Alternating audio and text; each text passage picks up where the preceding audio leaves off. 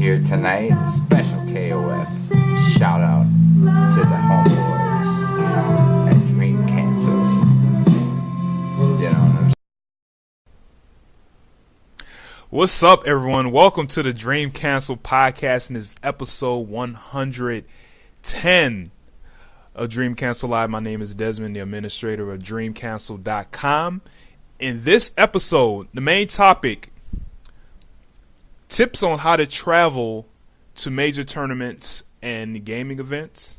We're going to be talking with basically all everyone that we're going to be talking with tonight is going to Combo Breaker 2019, and we're going to be sharing our thoughts on the upcoming tournament and share with you tips on how to efficiently travel to out-of-state tournaments, gaming events, etc., etc.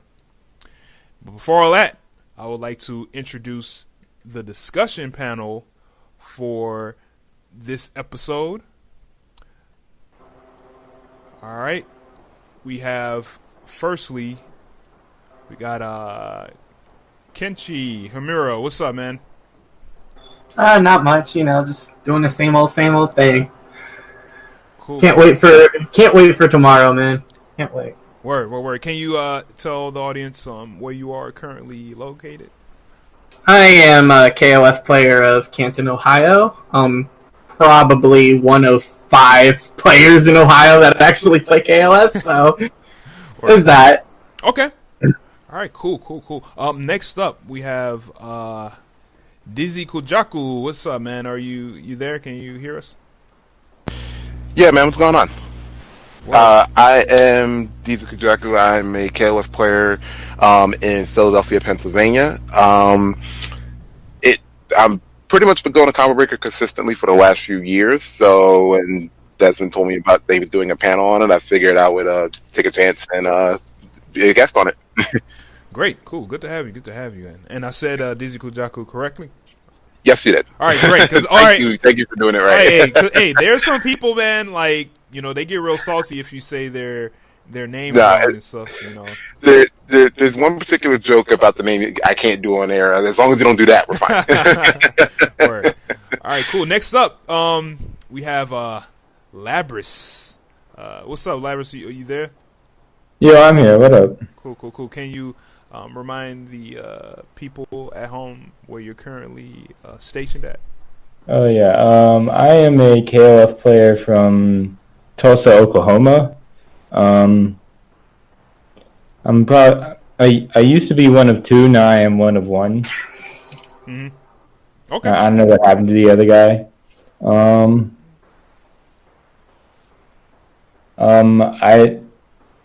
I also generally contribute to the modding community while I was alive. Oh yeah. And reverse engineer a lot of shit. Yeah. Oh yeah. We all know your antics, man. We know how infamous you are. Yeah. we know, man. But yeah, good to have you on, man. And yeah, good. Hopefully, we'll see you at Combo Breaker in one piece. Definitely. Word. Nice. All right, cool. So before we get into the main topic, we do have promo plugs, some news and stuff like that, some small happenings that have been going on in the SNK KOF community within the past week or month. So let's get things started. You can get Dream Cancel t-shirts at dreamcancel.com/shop. And you can also subscribe and donate to us on Patreon. Visit our Discord. We have lots of fun there. Matchmaking, tournaments, a lot of other random fun stuff if you play KOF or other SNK games as well. But yeah, the whole North American SNK community pretty much hangs out there. So feel free to come by.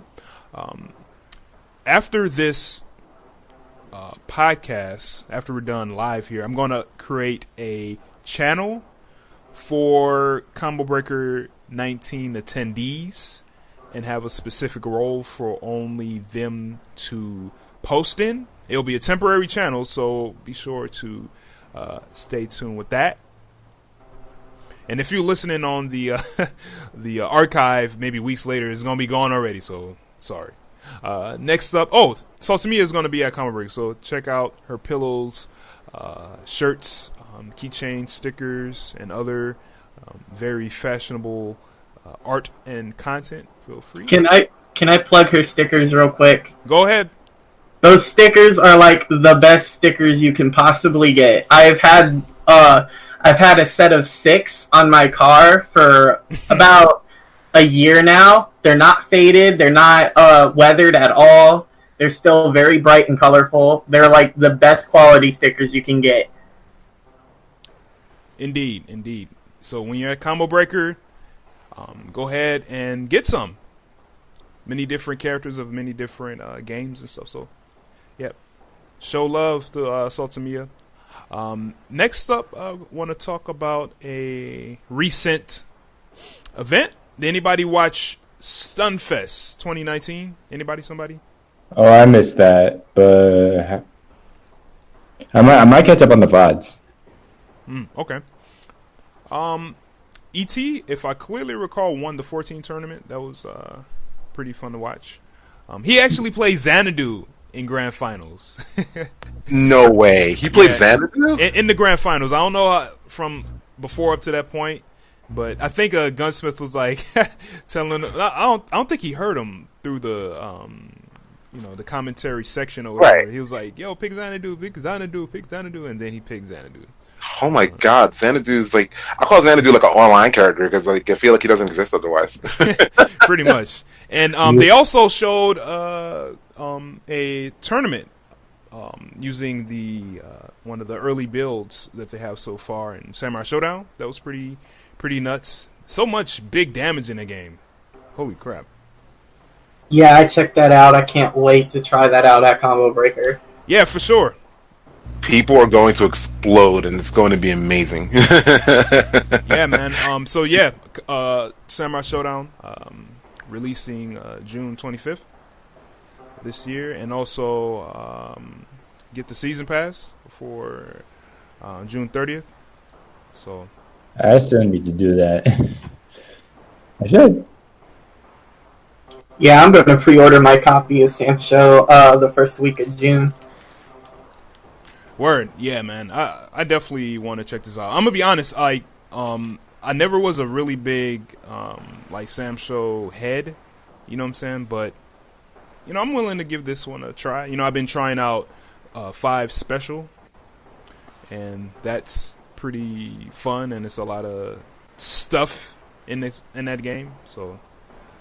Yeah, I'm actually kind of in the same boat. I'm not like super big on Sam Show, and my favorite Sam Show is one that not too many people enjoy. It's 4, so right. I was kind of glad to see that the new Sam Show is going to have 4's button layout, where each button, light, medium, heavy, is all mapped to a separate button. I'm kind of excited for that. Word, yeah. I used to play a fair amount of 4 in the arcades back kind of when it was released. So yeah, that was always a joy to play. But yeah, definitely y'all check out Sam Show when it comes out, and there will be a demo at Combo Breaker with a character tournament. So be sure to give it a try. That'll be lots and lots of fun.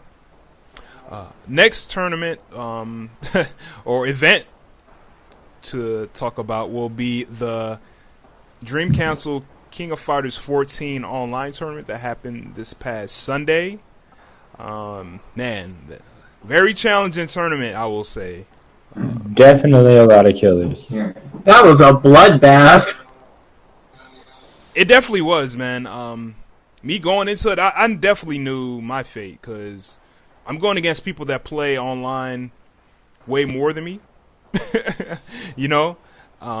So yeah, it was definitely a challenge. Big shout outs to Faku Brightside, aka Chicago OG, for winning first place. Second place was Hawaii Monkey. He always does well in online tournaments, and he wins quite a few. So Shout out to him. And third place was MarcoPolo, and he'll be joining us shortly, I hope. And also on the front page of Dream Cancel are VODs, archives of every match that was in the tournament. So feel free to check that out when you have a spare chance. You know what? Actually, I'll post it up in the chat, the stream chat, for people to bookmark and check out a little bit later. There's definitely some really, really good matches in that tournament. Like, man, woo-wee, man. And there was go ahead. It was a shame that we couldn't stream them all, because I feel like there was some good off-stream matches that we didn't get to see either. I know. Yeah, I wanted to running off stream. Man, I wanted to stream all of them, dude. It was just, yeah. I just want to make sure that we had a tournament under like 4 hours, pretty much. Nah, I feel it. And also there was a cash prize too. You know, it was $60. Thanks for Hawaiian Monkey and Black Legend 914 for chipping in. Thank you very much. I chipped in 20 at first, and then they decided to chip in as well. So I was like, okay, that's cool. We got $60. All right. I will say next thing we could talk about. Let's see. So at Combo Breaker, why don't we talk about the pool assignments right now? Everybody has their Google Docs ready. I'm gonna post it up in the chat. Oh, I'm really together for this one. This is gonna be. So even though the numbers aren't as large as previous KOF tournament at Combo Breaker, it's dangerous. It's going to be really dangerous for all. It's 4 death pools. Yeah, What it is like. Well, from my perspective at least. I don't know from other people's perspective. VTO thinks he can get out. Maybe he can. I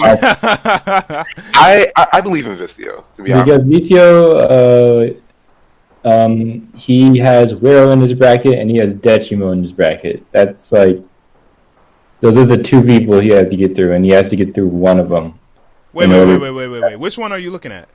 D1. I think it's the third pool, the one I'm a part of, BPN. Okay, why don't we start at C1 and then start moving to the right? Yeah. Let's not get too ahead of ourselves, but yeah. But C1, Amito 310, framed data hitbox extraordinaire, Anamonk, New York, Badur. I don't think I've. Badur is what I saw him on the Saudi Arabia stop for the Neo Geo World Tour. Mm-hmm. Oh, that's what SAU stands for. Okay. I think I vaguely remember his name, but I can't remember like who he plays or how he plays. Yeah, he got sort of washed. Like, there were 17 people that entered, he got 9th. I think it was because like he ran to White Ash and it's like, oops. All right. Next is Baraka KOF Texas crew. The first person to body me ever at a 14 tournament. I'm sensing some latent hostility in that statement. Yeah. I hear a little salt, man. I hear some salt, man. Get her in them casual matches. It's in the past. It's in the past. Run it back. Get her in the casuals. There you go. Yeah, you got more than enough time. You got 3 That's days, the man. plan, fam. All right, let's keep going. Brightside. He didn't put the Faku. I guess that was inappropriate. He won the King of Fighters 14 PS4 Dream Council tournament. He plays with Alice. Dude, Alice, oh my god, man. So many people are sleeping on Alice right now. It's ridiculous. Yeah, man. Somebody was like, oh, why people think Alice is top tier? I'm like, yeah, because you haven't played against a good one before. Have you pressed B in any direction? Jump D is crazy now. I don't know what it is, but I cannot block her jump D. Forward B. Yeah, we knew about forward B. We knew about forward B since like day one. It's like, okay, yeah, that overhead's nuts. But did we know about the other B buttons? Not really. All right, let's keep going. DD Green 94. I don't think I heard this person before. Someone from Michigan, but I can't say I know him, and I've been to quite a few Michigan locals. Okay. And Domino and El Rosa. I've heard of Domino before. I've met him. And El Rosa. I've heard of Smallpox Blanket as what's that? You gotta be his tagline every time. Anyways, I've heard his name before. That's MVS Koki. Who? That's MVS Koki. He's usually in my Twitch. Oh shit, he's the other Tulsa guy. He's going? Yeah. Okay, I'm one of two. And he's in my pool. All right. Next is Marco Polo. He's gonna be there in this pool. Ray the Ripper. I've seen his name a couple times. Solid player. Score. Oh my God. Score is going? Oh no. Score is going, and it's not gonna be pretty. Oh no. That's this guy is like a bow level, like. I feel like the very first pool is one of the most dangerous, like out of all four of them. Yeah, you have a Rosa, you got Score for sure. Who is Cbus Kyle? Kenshi, do yeah, I know him. He's a buddy of mine. The last time I played with Cbus Kyle in tournament, I knocked him out and forcing him to get third. Yes. But I would say that he's probably better than me now because he was kicking my ass during 3.0. Mm-hmm. I haven't played with him in 3.10, but he's really good. He's from Columbus, so he plays down there with the Columbus people. Okay. Show? Anybody heard of Show? I don't know who Show is from Arizona. Show? I don't know who that is. Oh, I know that guy. He's a Raven player from Arizona. I know him from Guilty Gear, but I didn't know he played KF. Okay. Smallpox Blanket. I've seen that name in the chat many times. Yeah, we just talked about him. Okay. Yeah, he's the other Tulsa guy that I don't know where the hell he is now. Oh, okay. All right, cool. All right, next, Tame Son. Tame Son, that's my dude. Yeah, I've seen him many times. Water Drago from Texas. I've seen him play a couple times. I don't think I met him before. I think if we see Water Drago versus Score, that'll be one hell of a match. I've only seen Water Drago play on like 2 different tournament occasions, and I mostly see him when he's playing online at Vicio's house when they're streaming. Yeah, that's pretty much. Yeah. Okay. And Unwieldly is my friend Alex. We play KOF locally. Very, very good player. I think he's going to surprise a couple people in this bracket. So, yeah, watch out. Watch your head, watch your toes. Who do y'all think is going to come out this bracket, out of this pool? Score winner side, either Marco or El Rosa loser side. Yeah, because they're doing 3 out. No, is this 2 out?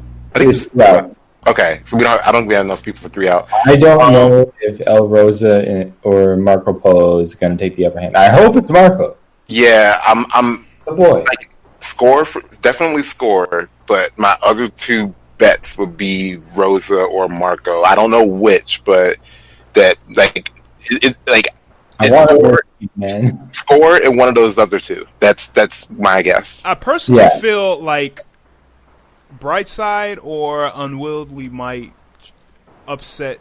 I could see Brightside as an upset for like maybe Marco. Yeah. Maybe Rosa. Yeah. Brightside's really good. But based on what side of the bracket he's on Score side of the bracket. Oh boy. So he's gonna have to knock one of them out of losers if he wants to get at them at all. Watch him set Score to losers. Don't count out my dude, Brightside. I know, but like, hey, provided Brightside and Unwieldy, Desmond's gonna be like, Hey, sometimes, you never know what can happen, man. You might catch an off moment, you know. All right, let's go to C2. This is happening same time, 3 p.m. Friday. Burger Time's going. Oh, nice. We get to play her. Burger I'm Time. not alone. We get to play Burger her, Time plays Maxima. Maxima and Antonov. And Sylvie. It's Sylvie. Yeah, Sylvie. Sylvie's Yes, right there. Sylvie. Yes, yeah, yep. I remember that. Sylvie, I'm not worried about because everybody knows that she's like really obnoxious right now. But the fact that she makes Antonov and Maxima work of all characters, Oh yeah. and so Maxima many people which scares me. that both of those characters are so slept on, and they can blow their way through so much BS. It's ridiculous. Yeah. Like if you Fun fact, when any character guard points something, they don't take shit. So if you like see a Robert Houshokoken, Maxima can just on reaction press far C, guard point through it, and take 0 chip. Yep. All right, let's keep going. Danny J is going to be playing, as well as. The homie. Oh yeah. Oh, yeah. I don't think I've like recently seen him play 14 that much. Dandy J? One thing I know about Dandy J is I never see him play with us when we're at our meetups. He's always playing some other fighting game, and he doesn't play online. So I feel like he just supports it at this point because I never see him practice unless he's like at his place just training mode monster. Yeah. Hey, you never know. They might, he might have a secret little crew or something that he plays with. That he Right. Like everybody has that. You don't have to put everything on. It. Maybe he's like an Angel Tech monster. I don't know. Yeah. The last time I seen Dandy J play was when 3.0 first came out, and it was like a month before Combo Breaker 2018, and we all got together up in Cleveland and ran sets. Long sets to prepare for Combo Breaker. Mm-hmm. It was really fun, but that was a year ago. I haven't seen him play since. Speaking of sets that we need to run, we need to run some sets. Honestly. We're all going to run sets. I mean, Yeah, it's gonna happen, man. Let's see, DC Terry. Yeah, I see him a lot in the Discord. DeezeeKujaku, he's with us right now. Hawaii Monkey, this dude's good. Got second in our last online tournament. Jelly from Louisiana. Oh man, that's the dude right there, man. Jelly. I don't remember that name. I've never seen him personally either. Yeah, Louisiana crew. They had a. Oh no, I have seen him before. He came to Lunar Phase.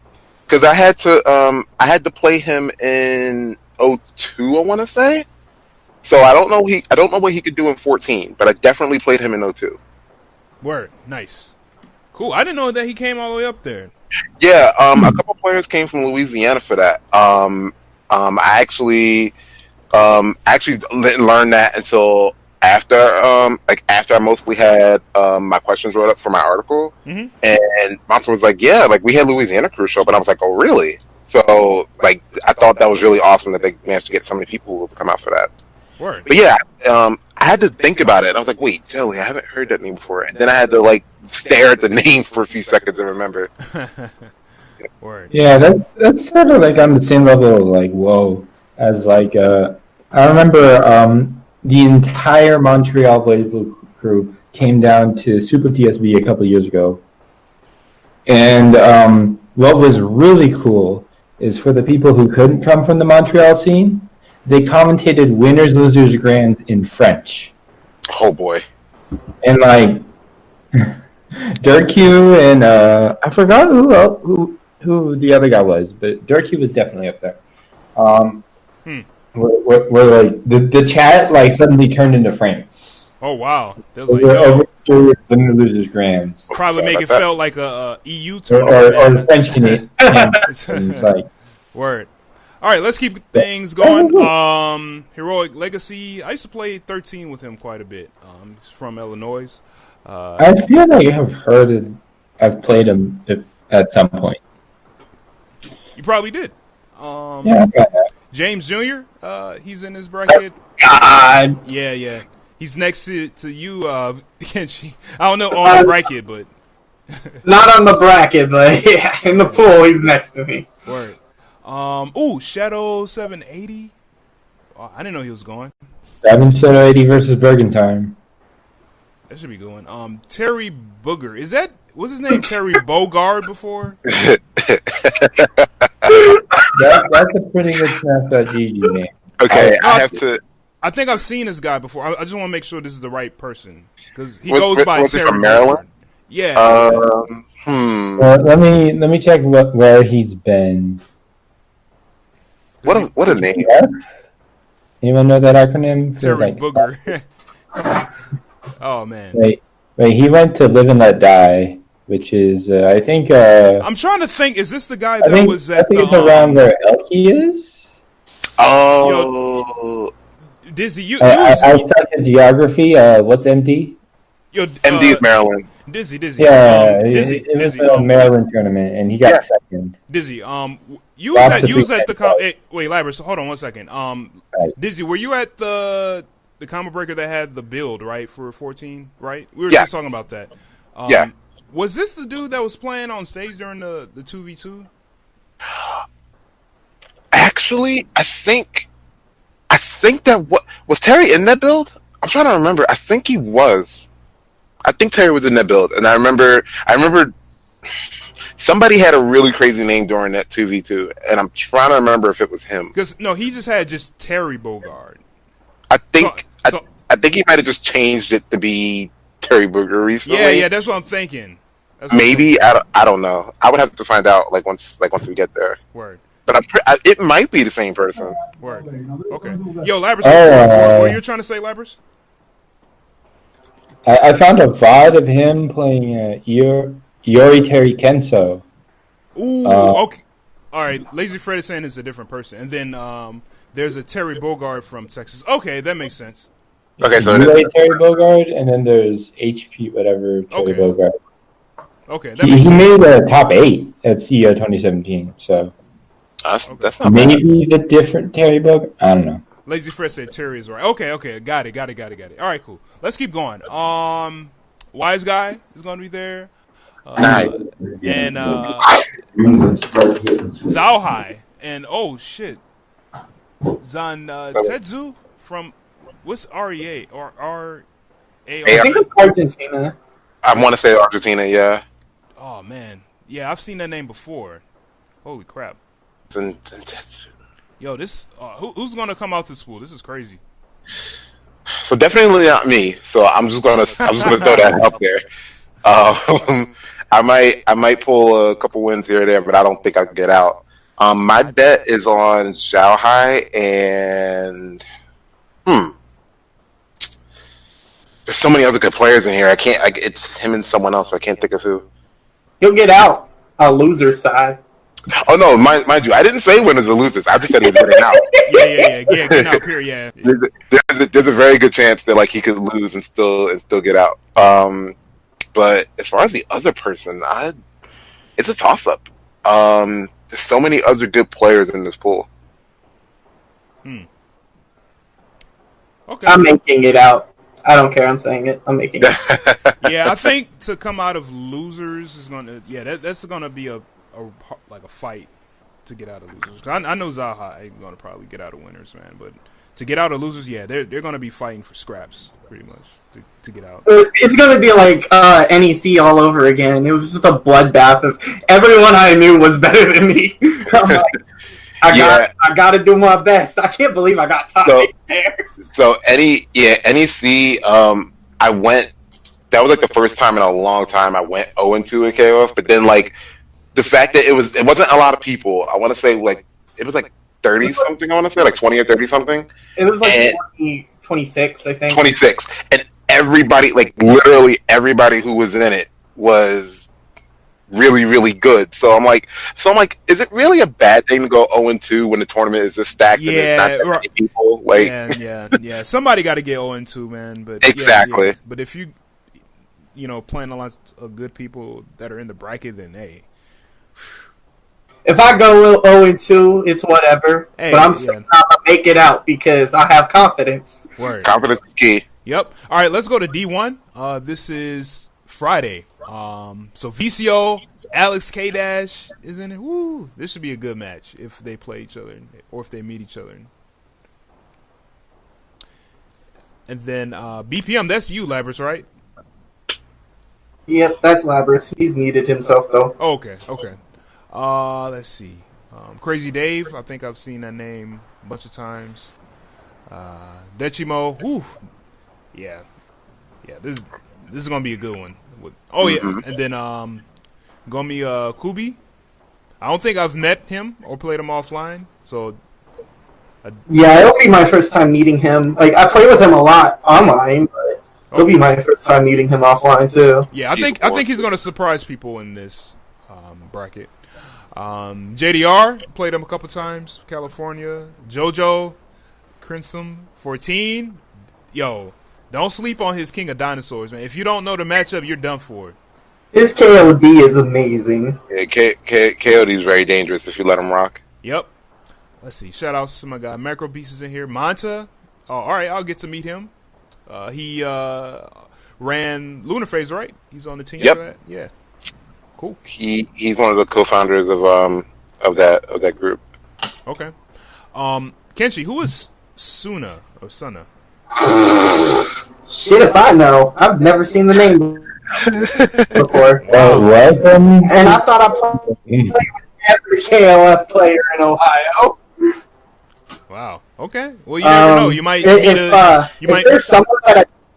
meet a new friend, man. A new player or something. Yeah, if there's someone that I've seen in tournament, they didn't get very far, and if there's someone new, hey, new players. Yep.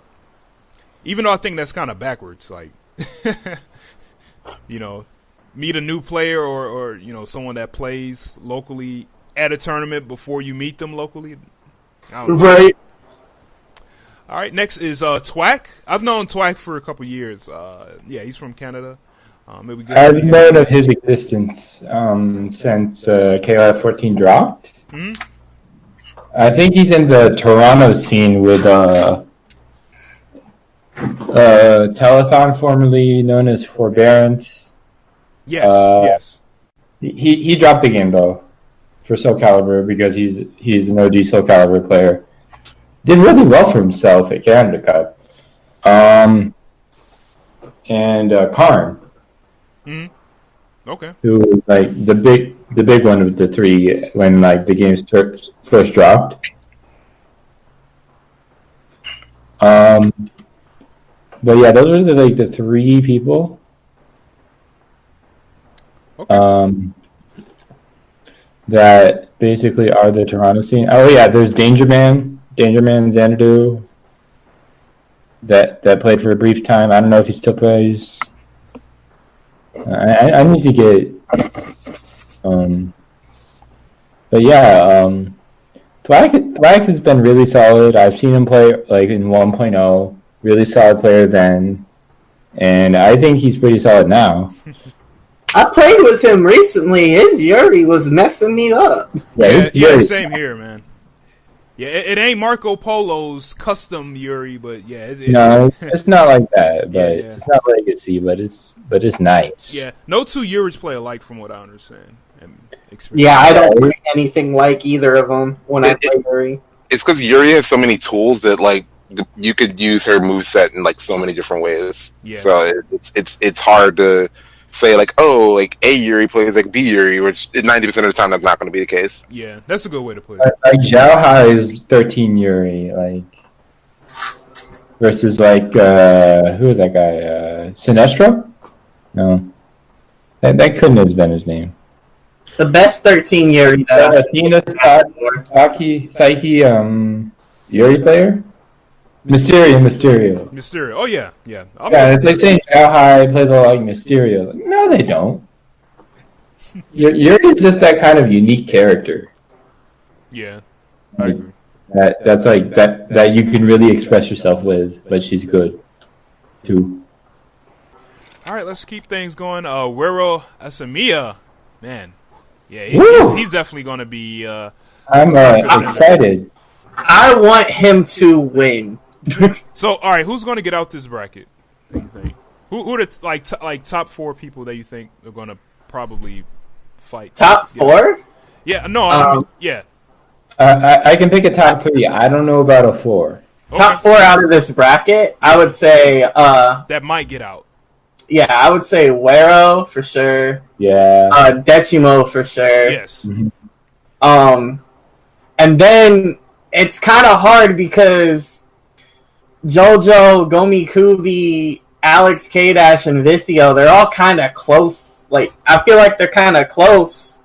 I think Visio has more offline experience, as does Alex K-Dash. I mean, Gomi is like a lot of net play, but Gomi travels, man. Gomi does travel, but like He's been at some tournaments, so I can. but like he doesn't have like consistent offline, like a stream of offline stuff even on like a weekly basis. Yeah, I guess. So like that might be a disadvantage, but like, I'm a hurt some feelings. Jojo and Alex K-Dash, those are my next two. Yeah.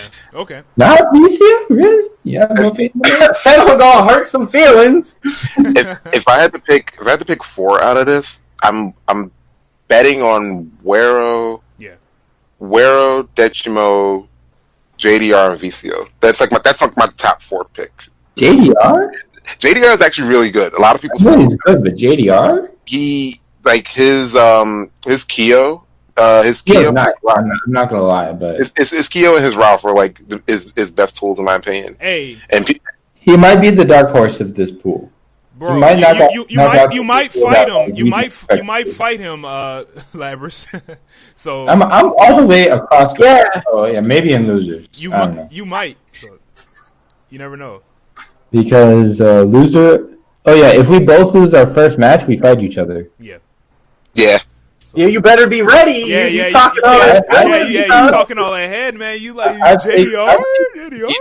Before in the first to 3. I think Desmond was there. It was in one of the earlier Dream Cancel tournaments. I think I beat him 3-1. Hey, man. 3-1 in one direction. That's before. Online don't count, man. Online don't it doesn't count. No. Some KOF players can only play online, so online totally counts. Like Mion. I played JDR both online and offline, and I will say this: he is a whole different monster offline. Yeah. Noted. Yeah. I've seen him play offline. It's a treat. But like online, he is like crippled. Yeah, he doesn't play. I online that think much. he relies on his reactions. Yeah, The good thing offline, but like online, you just can't do that. yeah. You're not gonna see. You're definitely not gonna see his full potential when you play him online. Like offline, that's why I said he might be the dark horse because like his name doesn't travel that much because he doesn't play online. I guess. But as soon as you like sit like next to him physically, it's a different ballgame. Yep. Yeah, it really is. All right. So let's go to D2. Same time, 5 p.m. Friday. Aru, Andrew. Oh man, it was CNF fool again. I don't know who this. Don't play too much Yoshitora, my dude. Say that again. Don't play too much Yoshitora, Rue. I'm looking at you. Talking about Sam Show 5 Special. Yeah. Let's see. Next on the list, Denti. I don't think I've noticed dude. You know him, Labyrz? Wait, who? He's from Oklahoma. Wait, what? Mr. 1-2? No, Denti. Dente? No, I have not heard of him. He must be an OKC guy.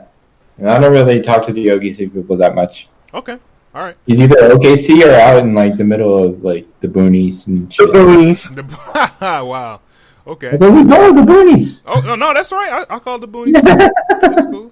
All right. Next on the list is myself, Grublet. Been playing with this guy for a while in 13. Known him quite a while. Good player. Koji Ko. Oh shit, Ninja from Japan. Koji Cog. I remember seeing him play in 1.0 with his KOD. Yeah. Most solid shit I've seen in a long time. Yo, what's the last tournament that he was kind of rocking people in, man? It was like the exhibition with like Justin Wong and shit. No. He was playing King of Dinosaurs. It was a recent major. Wait, doesn't he play like KOD verse something? No, I think no. NCR. There you go. Thank you, Lazy Fred. NCR. Yeah, he was definitely rocking people with KOD. All right, Yeah, his KOD is nice. I don't know his other two, but Hello, can you guys hear me? ooh, yo, Hey, what's up, Mark. man? Hi. Hey, how's it going? Who's in the chat? all right, chat. This is a very important question. Regarding what? I'm so lost. Hey, Marco, wait. Make sure it's on topic. We're talking about pool assignments right now. Oh, okay. Okay. I'll ask you later. Okay, all right, cool. Yeah, It's Marco relevant, not like. yeah. We'll get to it, man. How you doing, Marco? I'm good, you know. I just got home. I was like weight training and doing kickboxing. I'm doing okay though. Can't complain. I lost like 18 pounds. Can't complain. Cool. So I'm trying to be like the next Brock Lesnar. So let's see how this goes. All right. All right. What's I up? know you everybody? can do it, man. But yeah, right now we're talking about D2, the pool. So right now we're looking at names. So we're looking at Lazy Freddy. I know he's gonna do well. Lethal Mind. I've seen that name a couple times. Lethal Mind is undercover. He's from New York, you know. Yeah. He's like a secret boss. Like any game he touches is real good. The problem is that his work schedule is beyond fucked up, so he doesn't come out to tournaments. Yeah, he like. I know he's been focusing on like Tekken and KOF. Not Tekken and KOF. It was Tekken and what was the other game he was playing? I want to say. Well, I know recently he's been playing Mortal Kombat, but I think it's more so like, oh, it just came out, so I want to like see what it's about. But like, whenever he like, it doesn't matter how long he's away from it. When he comes back to KOF, like it's like he never left. Like he's really solid in that aspect. He's originally like I believe a Skullgirls player. He's really good. Okay. Yeah, he plays Skullgirls. I met him at 13. He had a unique team. I think he was playing like Athena, Elizabeth, and the only Leona player. And then he went to Tekken, and then he went to like, you know, he plays all types of fighting games. Yeah, like he plays Uni. He plays like just about everything almost. Okay. All right. It'll be good to meet him and possibly play him if we. The only thing I get could a say chance. is that people should not underestimate Lethal Mind. He did make top 8 at NEC. Like he's really, really solid. I think he plays Angel, Clark, and some top tier character. I forgot. He's really good though. What's his third? Angel, Clark, and I haven't played him in that long. Yeah, I played him in Lunar Phase. I put him in losers. He has a really good angel. Like his angel could give people problems. That's all I can really say. Point? Okay. Yeah, he plays Point Angel, Clark, and I think he has a really good anchor. I think a top tier anchor, so it's all right. I want to say, Geese. It's Geese. There we go. Yeah, Geese is really good. Okay. Yeah, he's a solid anchor, yeah. All right. Cool. Yeah. Cool. All right. Let's keep going. Mooney Blues. Yo, this dude is good, man. Don't sleep on Mooney Blues. Yeah, Mooney Blues, I played him. I played him at Frosty Frosting. I think he plays Kula, Mature, and Sylvie. Yes. Like, Disgusting. he's good, you know. Like, we'll see what happens when it comes to pressure. Because, you know, when it comes to tournament pressure, it's a different game. Oh, yeah, that sense of urgency. Yep. Mm-hmm. All right. Yeah. All right, next I don't- is... Oh, go ahead. I didn't really look much into the brackets. All I know is that I'm in pool... I think in the first part, I think I have Score, if I'm not mistaken. Score, Yeah, no. yeah, yep. Alright. Yeah, I think I have Score, Rosa, and Trollside. Yeah. Yeah. Right. Yeah, so we'll see how it goes. But yeah, alright, let's focus on the topic. You're talking about the last poll, right? Yeah, Yeah. we're Okay. at Mr. Fab and Mr. 1-2. I heard of Mr. 1-2. I don't think Mr. Fab. Mr. 1-2, yeah, he used to be part of the Kings of Colorado. We were like teammates. We're still homies. He's been playing a lot of Dragon. He's been playing a lot of Dragon Ball. He's really good. But he plays, if I'm not mistaken, he plays big bodies, Maxima, Clark, and he plays Benimaru because he's top tier. Okay. But he has a really good Maxima, so look out for that. All right. Next on the list is N4US, California. I know he's a Cali player. He always like follows me on like Twitter and stuff like that. I don't know who he plays, but can't wait to see what he does. Okay. I see an unfamiliar name. O Pasta and ON. Was that Ontario or somewhere? Yeah, Ontario. It's probably like a troll, so we don't know. But then again, these trolls can be really good. Okay, all right. You're gonna call people that we don't know troll. Okay, All right. I'm just kidding. I don't know. Yeah. Let's see. I never heard that of mean Canada? Goma. I've never heard Oh, Goma. South Florida player. He actually took top 16 at a game he's never played in his life, Pokken, before. He took 9th place at Evo for it. The first year was out. Oh, cool. Oh, cool. Fun facts. So I met him through Guilty Gear Sign like about 3 or 4 years ago. He was a Bedman player, and I was a Bedman player, so we shared some tech. KBP Rage No, says his. I hope Oh, his full name is. no wonder. So Labyrz, I don't know what happened to no him. wonder but you play apparently he Sleeping plays Goon. KOF. That's a family member I'm not familiar with. He said, "I hope his full name is Orochi Pasta." KBP Rage says. Orochi Pasta, that'd be great. Yeah, I don't remember Orochi Pasta, but I mean, it might be. I've met distant cousins before. Hey yo, Kenshi, man, might be old pasta. have you ever heard of a player called Rez? Unfortunately, no, I haven't. I mean, he could have answered one of the locals, but like I said, I didn't remember anyone that didn't get top 3 at the locals, so yeah. I'm kind of a dick for that, but yeah, I don't know who that is. Hey yo, Rome, check your DMs if you could. Next, I never heard of these next 2 people. Cyrex, Stealth. That ring a bell for any of y'all? COL, that's Colombia, right? I think Yeah, so, that yeah. is Colombia. I haven't heard of Cyrex. I haven't heard of Cyrex or Stealth. Oh, Stealth. He's Texas crew. Oh, got okay. Stealth got top 8 at Frosty's. He plays Nak, Shanae, and Yamazaki. Yeah, I only know maybe like 3 or 4 people in Texas crew. So Okay. Yeah, like he's good, but like compared to like we'll see how it goes. the TXC, I'm pretty sure it's good. Yeah. Yeah. Okay. Uber Soares, I've seen his name a couple times. Any of y'all know him? No. I don't. He probably drives an Uber. Damn. All right. That's what. Next 2 names, Vic Viper.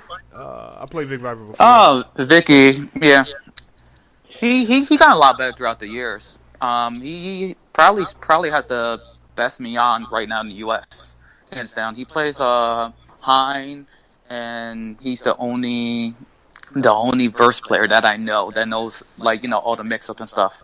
Like under pressure, like the one thing that he has advantage over is that he can perform under pressure. Hey, Like Marco, that's his biggest strength. Yeah, he's played a lot of games. Like I know he plays Johnny. One second. If I clearly recall, Vic Viper goes by she. Yeah, you guys are like misgendering her pretty hardcore. Well, I apologize, Vicky. It's okay. Yeah. But yeah, look forward to playing Vic Viper. Yeah, played last year, 2 years ago. That was a close match. She got really better, so look out for her. Okay, all right. Violent Kane. Oh man, My teammate. He doesn't play too much 13, so his wrists don't hurt from free camp. Oh yeah. I remember that. The 13 wrist breaking combos. Yeah.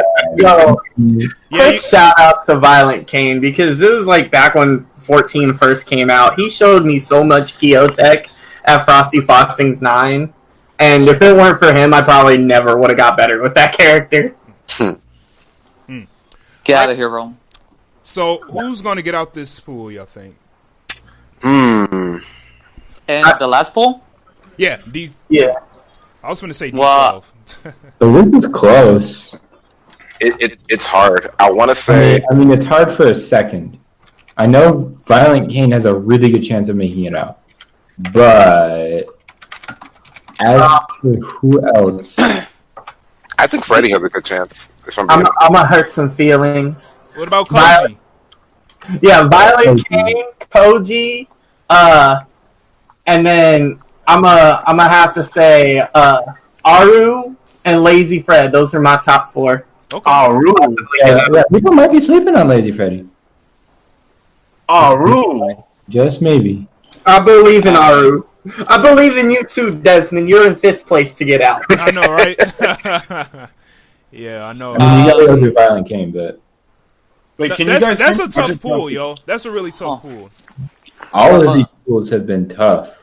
Hold on, slow down. So we're picking like who we think the top 2 will get out, or is like We're just listing off like our top 5 picks top 4 picks to get out. Yeah. But it's only 2 out. But yeah. Because you never know. but like basically like out of like you pick 4 and it's like okay, well like 2 out of these 4 are definitely going to get out. That's like how we've been doing it. All right, so Okay, which pool are you guys looking at? D2. Yo, what up, D2. Rome? Yeah, what's good? What's up? Go wrong. What a- All right, we're looking at D2. Yeah. Who do you think gonna get out that one? That is tough. You got my boy Lethal Mind. You can't sleep on Lethal Mind. that's what I'm saying. I don't know why you guys would. If you guys don't know Lethal Mind, he's one of those guys that like he'll come to one event throughout the year, but that one event he comes to, he'll get like top 8, and he'll do really well. But that is a tough. You got Violent King. It's only 2 out, right? Yeah, it's only 2 out. We don't have enough to do 3. Yikes, that's tough. I would put if I had a top 3, KOG, Violent Kane, and Mooney Blues is good, but he plays Kula Diamond, right? If I'm not mistaken. Yep, that's What's wrong with Kula? She's really solid right now. She's very good. No, I'm just saying. He don't support any Kula players. Oh, I'm sorry. That went over my head. Okay. Well, that's tough. Desmond, you still rocking Shune, right? Yep.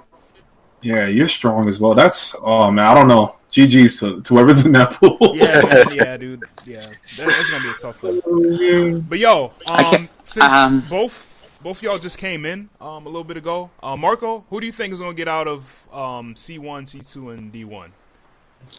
I really don't look at whoever bracket is. I just looked at my name. I don't even know where I am in the bracket. That's how much we ain't looking at the bracket either. We're just looking at the assignments. We're just looking at the listings, yeah. In terms of like, I'm gonna get out my pool. Okay. You know, I believe in you, Marco. no, like Silent. I'm not trying to be cocky. I just know that with the way I play, I could do it. Oh yeah. I'm looking forward to playing Score, and I'm looking forward to playing Arosa. Like me and Arosa played, and like I beat in the recent ones, but at the same time, I'm not gonna underestimate anybody. Mm-hmm. Like there's somebody that never heard of Bador, so we'll see. So I'm not gonna underestimate him. I'm just gonna play how I normally play, and we'll see how it goes. But I like my chances. That's just me. Fair enough. The next one is can you tell me the names are in the next poll? You know what? Let me give you the link real quick, man. Look up the Twitch link, Marco. Yeah, we have it up on the stream. Oh wait, hold on. I got it. Let's see. So I'm looking at the names. Oh wow, Zantetsu from V/, he's really good. Xiaohai, obviously I'm gonna say Xiaohai. Like he is last year's champion, so he is highly favored to get out of that pool. Mm-hmm. But as much as I like V/, I'm still gonna say James will get out. James Jr. Mm-hmm.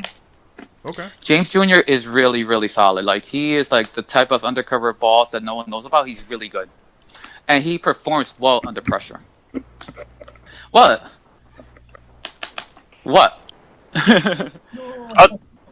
Nobody said nothing. Yeah. Silence. Oh no, I was letting them speak. Go ahead.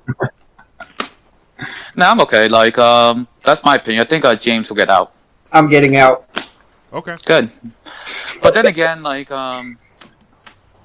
you're in it, Hawaiian Monkey's in it, if I'm not mistaken. I don't know, but I like James Jr. and Xiaohai. Okay. And Xiaohai what about D1? What do you think? D1.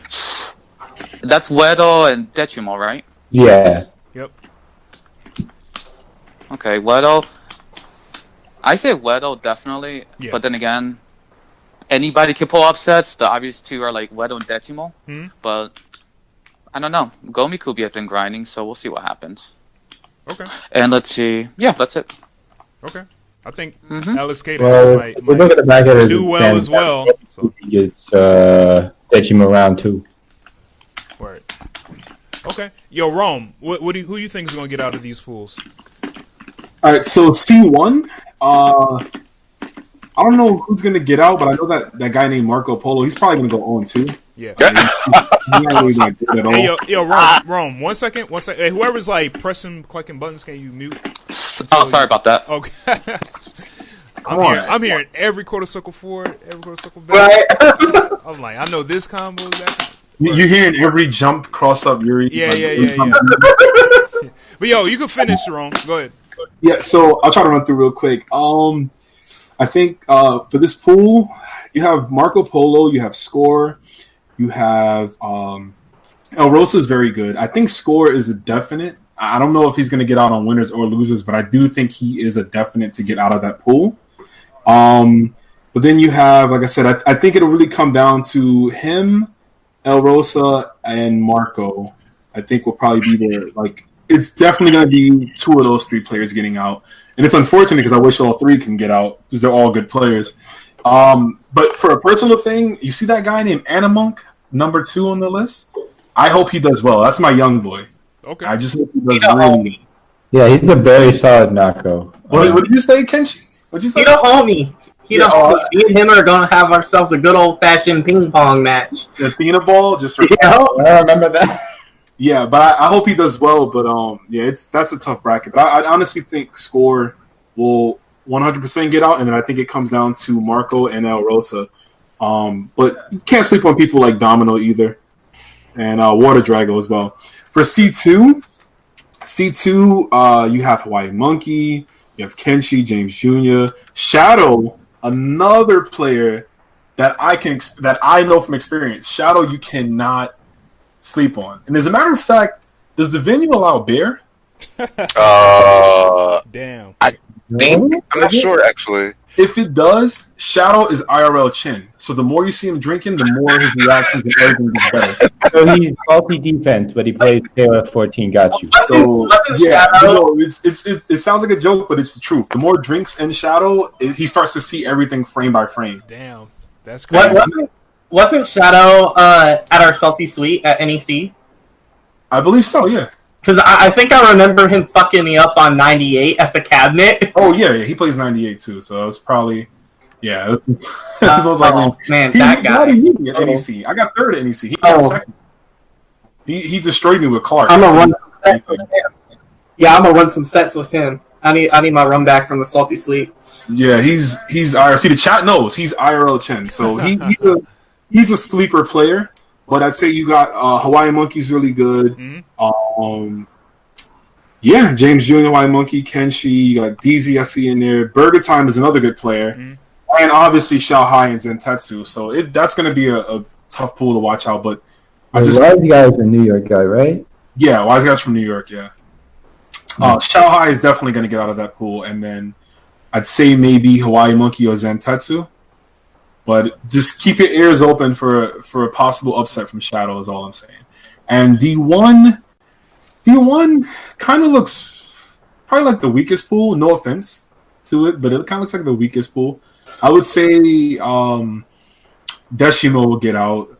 Deshimo bodied me last year. I had to play him first round. I was super salty. And then you have Wero in there, who's very strong. I'm not too familiar with White Fury? I don't know who that is. I do know JDR. JDR is good, but I don't know how much he's been practicing. Gomi Kubi is pretty good too. And you have Alex K Dash, who I haven't seen play in a while, but another person you have to watch out for because Alex's Choi is very annoying. Yeah, I agree. That's another person you have to watch out for. But yeah, so I like that. I like Deshimo and Wero getting out of that pool. And I think I won over D2, so we're good. Okay. Cool. Great. That was good. All right. Next thing to discuss. Yo, Marco, man. I got to put you on the hot seat real quick, man. We're going to talk about your tier list as briefly as we can. So, let's see. Yeah, he made a quite interesting tier list. Keep in mind, his tier list, all right? I see people, disagreeing and stuff. I'm like, yo, man, it's his tier list. It belongs to him. He made this. I'm gonna post it up in the chat for people to take a listen. here we go. Marco, you here? Can you hear us? Yeah, I'm listening. All right, cool. All right, so this one thing I noticed. All right, where's Nelson? Oh, they didn't have like a icon for him, so I just left him as that. Oh, okay. I was gonna draw him. Oh, okay. Poorly drawn Nelson. That would have been fucked up. Okay. I mean, if he did have an icon, like, where would you put him? Probably mid. Maybe mid in my opinion. Okay. What kind of feedback or reception that you got from this tier list, and what did you think of it? Surprisingly, I had over 90 likes. People ended up liking it, and I got messages saying that they actually agree with it. So I was like, oh wow, okay. There were some in which was skeptical. I didn't know K-Dash was mid-low, so that was a mistake on my part. I probably put him high-low or mid. So my bad. But other than that, people got offended mostly with the unplayable. They were like, why is Tongue unplayable? I'm like, because nobody plays him. I haven't seen any good Tongue player, and every Tongue player that I've seen always loses. Really quick, there is a Tongue player in Japan that got 5th place at Evo Japan. Yeah. If I could just make an opinion on Tongue, I feel like Tongue's one of those characters where sort of in the same vein as Mian or some other characters that don't play KOF, I guess you could call it, where it's if you don't know, if you go in and you're just oh my god, I've never played against the Tongue before, you're probably gonna get blown up. I'm just gonna put that out there.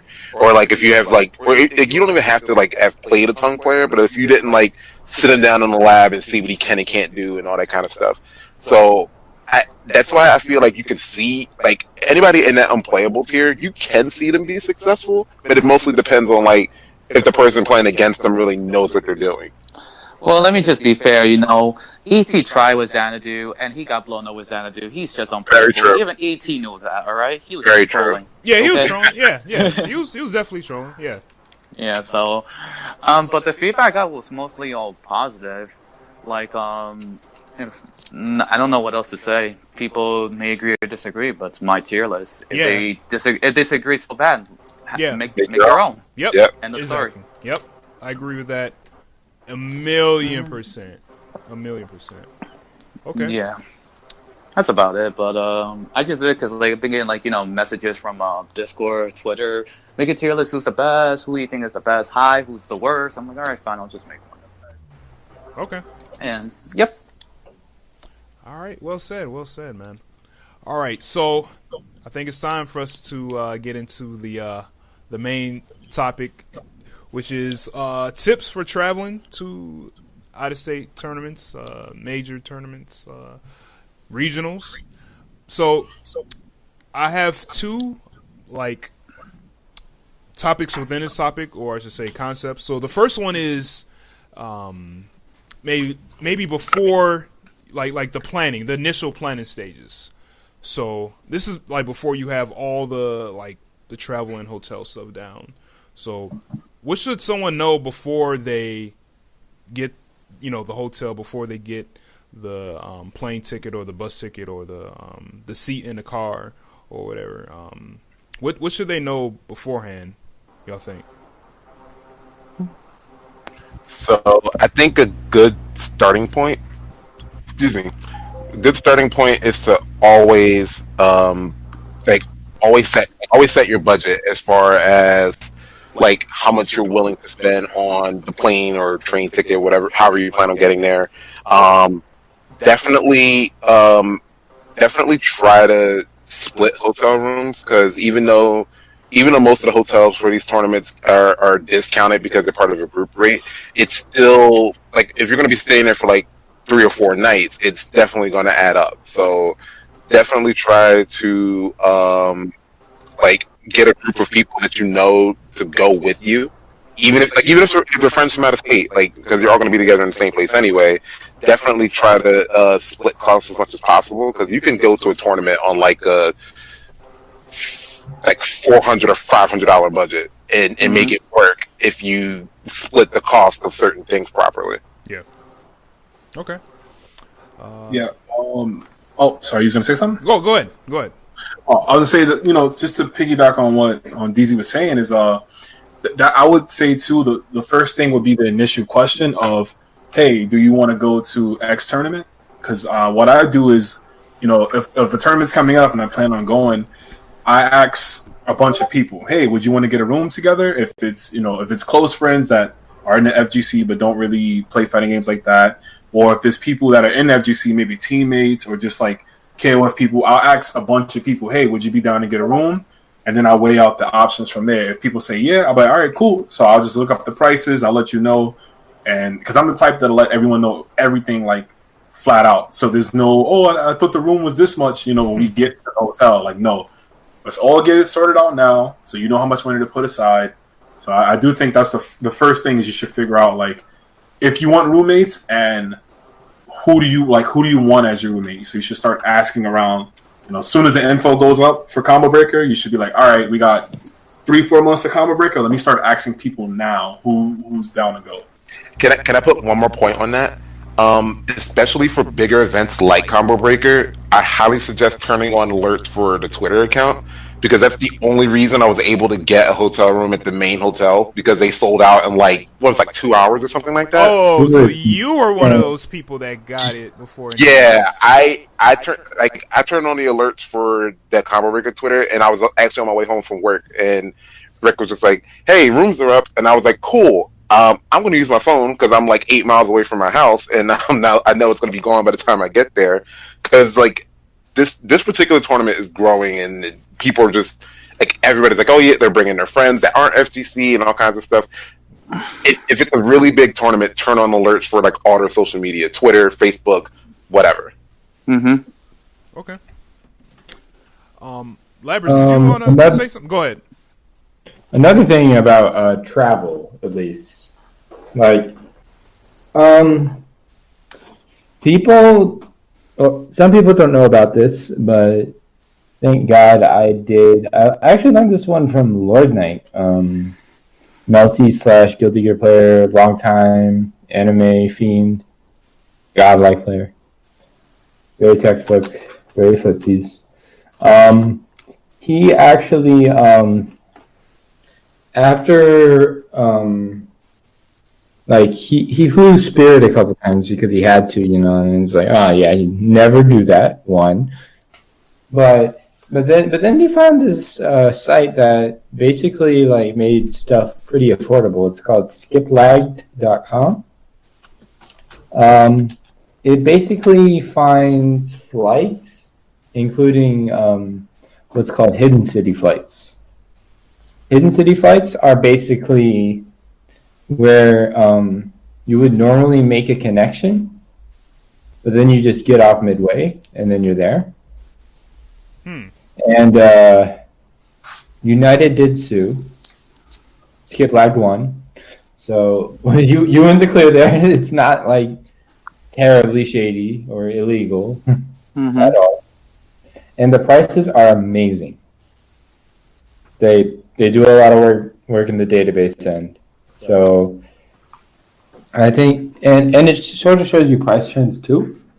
So that was how I was able to get like flights from all the way down Oklahoma, right about Texas, to like Chicago, O'Hare and back for like, I don't know, like 300, 400 but for the round trip. So like, and that's good. Like, if I were to do it right now, let me check. And what's the name of this site again? Skip Lagged, as in past tense lagged. Great site. If you could put it in the Twitch chat, share it with Yeah, I'll definitely put it in the Twitch chat. I have it right now.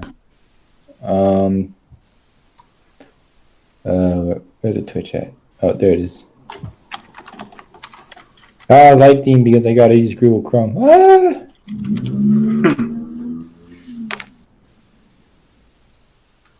Skip there it is. Amazing site. Well, for flights in general and for hotels, but but they won't give you the group rates like the tournaments will.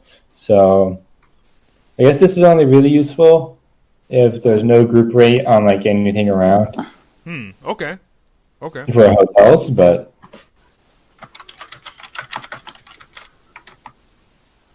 yeah. Okay.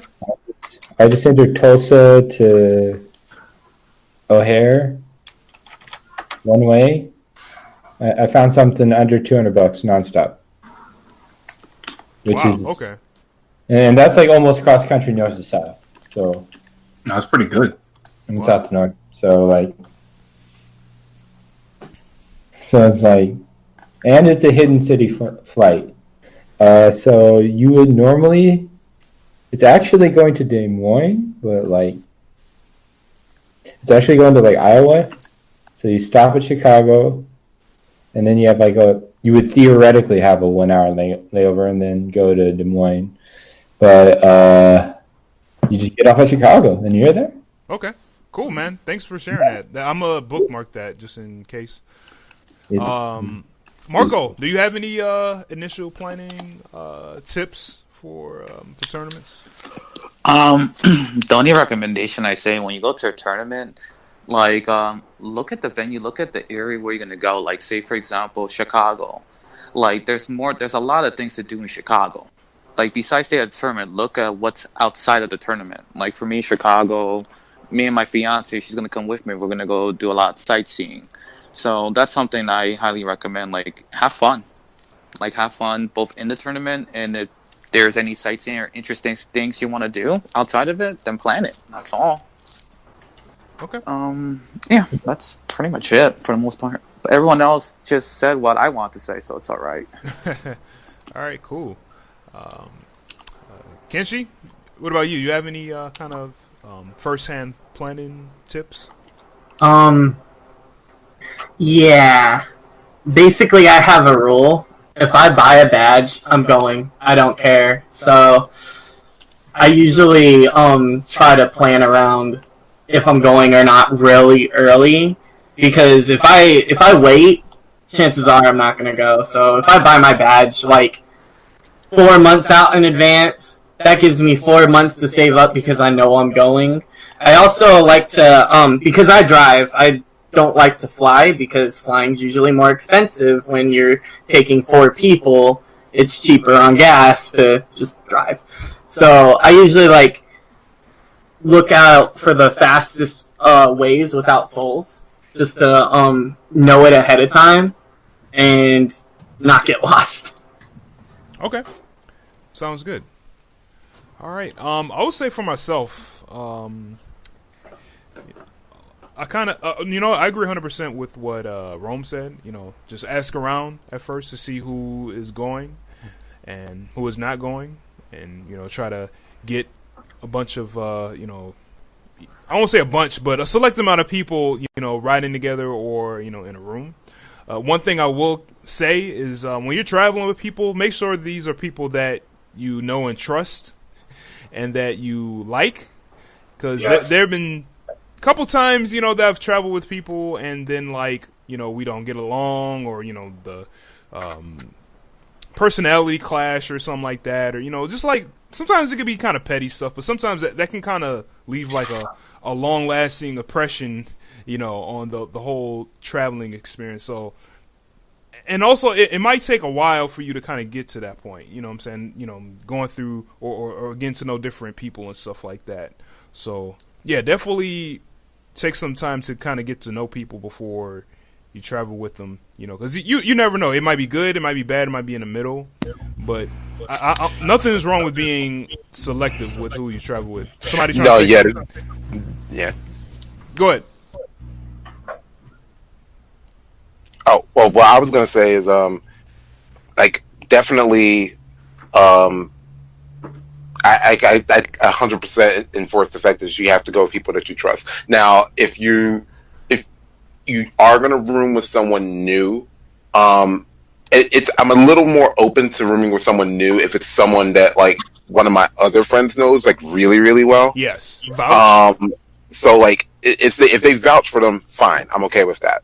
Because who knows, that could be another friend that you'll end up knowing for years and years and years. But yeah, never. So like a lot of times I see situations come up where it's just like, hey, I'm looking for a room for insert tournament here, and don't get me wrong, I feel for those people, but if even if I have space, if I don't know you and nobody I know knows you, I'm probably not going to extend my hand. I'm sorry. I've read and heard about way too many like horror stories of just like, hey, this person doesn't bathe, or this person does this or that. You know what I mean? Like, Yeah. And it's just like it has to be somebody that either I know or a friend knows. If I don't know you, then somebody I know better know you pretty well. Yeah.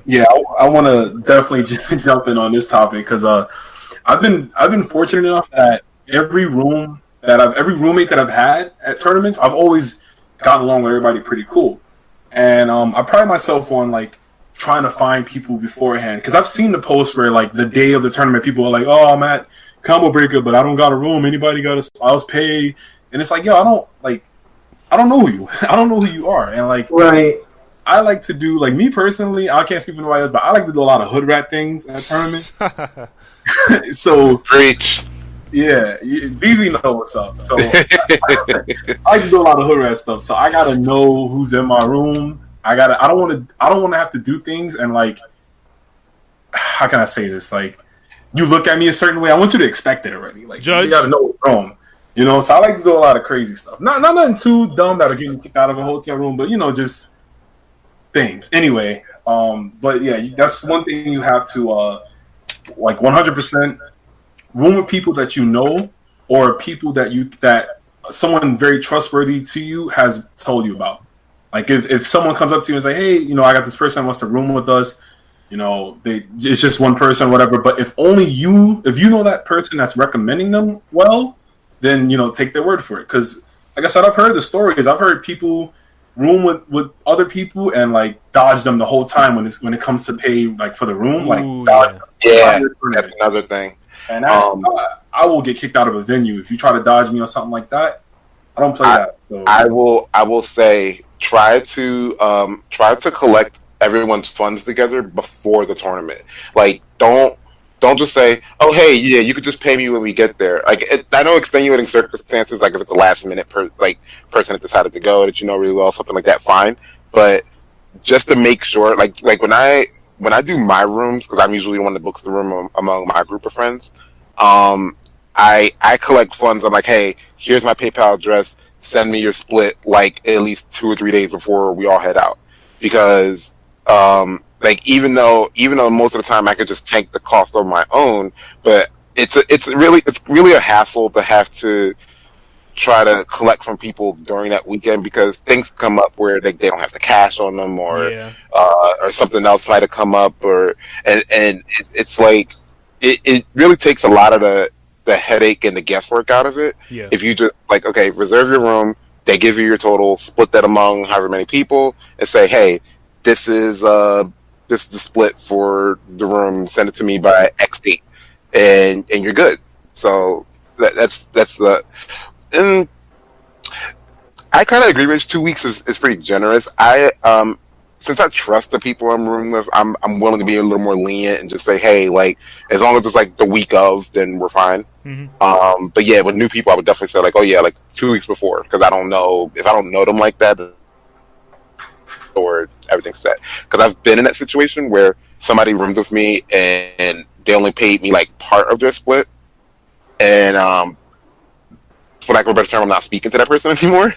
So I try to avoid situations like that. So yeah, definitely get money situated before you get there, because then it'll just make the whole thing easier. Yeah, I agree with that 100%, man. Well, the way we work out with my crew, and just to let you know, I've been going with the same crew for years. You know what I'm saying? So what we do is that as soon as we get there, we pay the person that bought the room. You know what I'm saying? And that's how we always work, because it's just the 4 or 5 of us, and we have trust within each other and stuff like that. And there hasn't been any funny business with paying the person that pay for the room. And plus, I like to do that too because you never know. Like, I might mistakenly spend too much money over the course of the weekend, and then I might not have the correct funds and stuff like that to pay the other person. You know what I'm saying? So yeah, I always pay the person that bought the room immediately, get it over with. Same with gas. If the gas split is a certain amount, pay it right then and there, leave it alone. If something happens where, God forbids, the room gets canceled, hey, they can give me my money back or whatever. You know what I'm saying? So, yeah, that's definitely kind of how it goes on my side.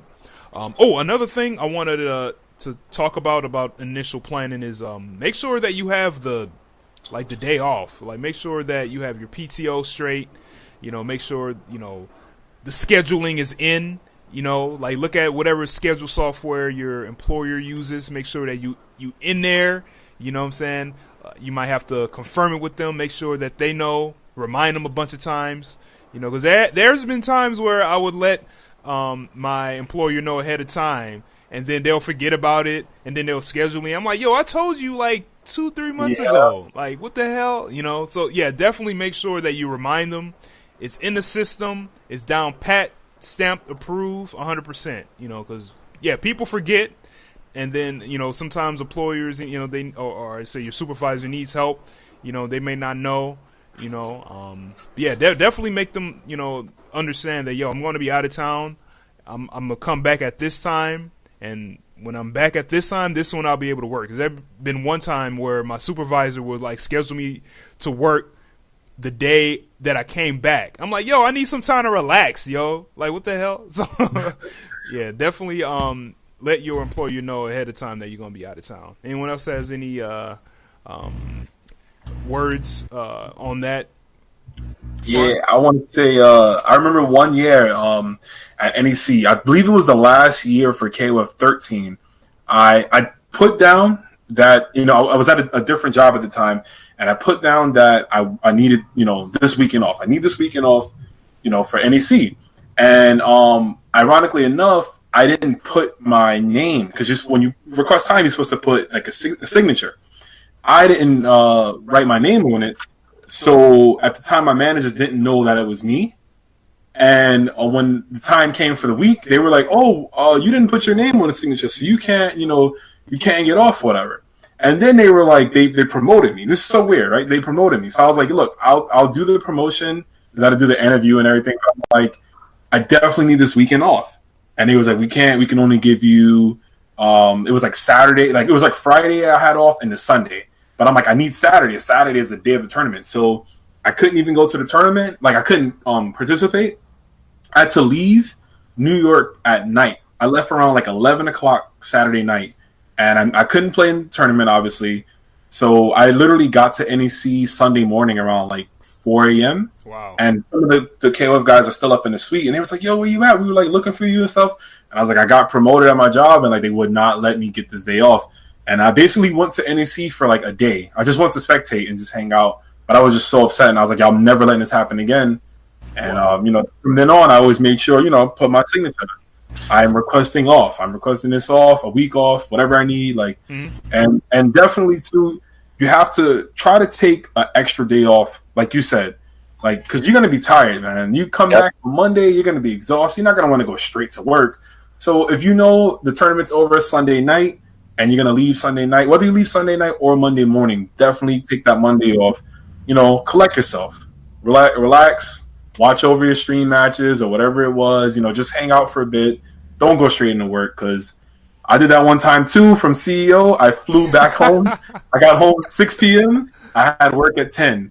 I'll never do that again. So don't. These are all the mistakes, so you guys don't have to, you don't got to make them.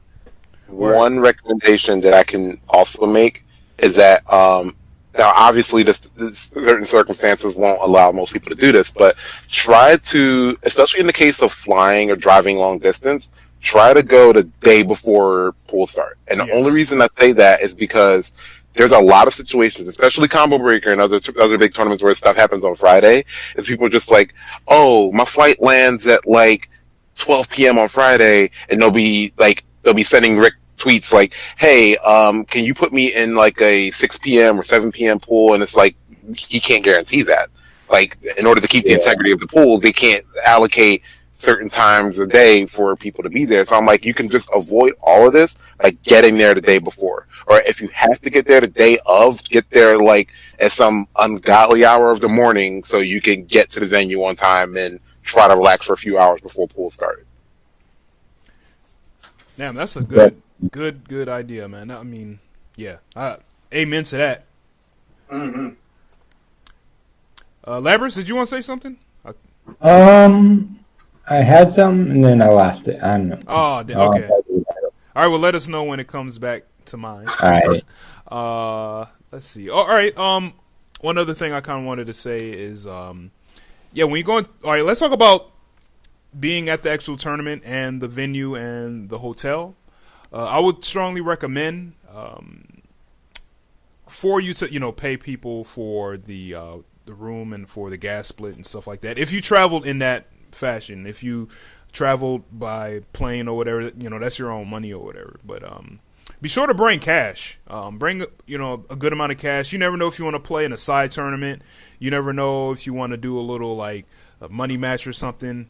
You never know if you want to buy like a T-shirt, some souvenirs or something like that. You never know if you want to like split a pizza with somebody. Yeah, just bring a fair amount of cash. Make sure that it's adequately in your wallet. Make sure you're not fumbling cash everywhere. Definitely bring cash, because I know that, there's a fair amount of vendors that do use those little swipe things on their phones for credit cards, and some don't, you know what I'm saying? But yeah, definitely bring cash, just in case. Anyone else agree, disagree, or have any thoughts around Yeah, that? definitely. I definitely agree on that, especially if you like side betting or side tournaments. Not every side tournament will allow you to pre-reg. So that means they're only going to be taking cash on site. Yeah, I agree 100. Always have some type of cash on you, always, because you never know. I prefer to bring cash because last time I used my card out of state, my info got stolen. So yeah, How'd that happen, man? I don't know. Card reader was bugged or something. Damn, But, that sucks, dude. Yeah, I always agree. Bring cash. If you're traveling, always use cash. Yeah, that happened to me too, Kenshi. At CEO one year, my car got locked out. I didn't even know until I got back when I was waiting for my plane, and I was at the airport and I was trying to buy lunch and my car got declined. I'm like, declined? What? And then I called Chase and they were like, yeah, your card was used out of state. You wanted to know if it was you, and I had to pretty much like confirm it that that was me and everything. So yeah, good thing I did have a few bucks in cash, but not enough to get around. So I had to call. So it's definitely good to have some type of cash in your pocket, for situations like that where your info might get stolen, your card might get locked out.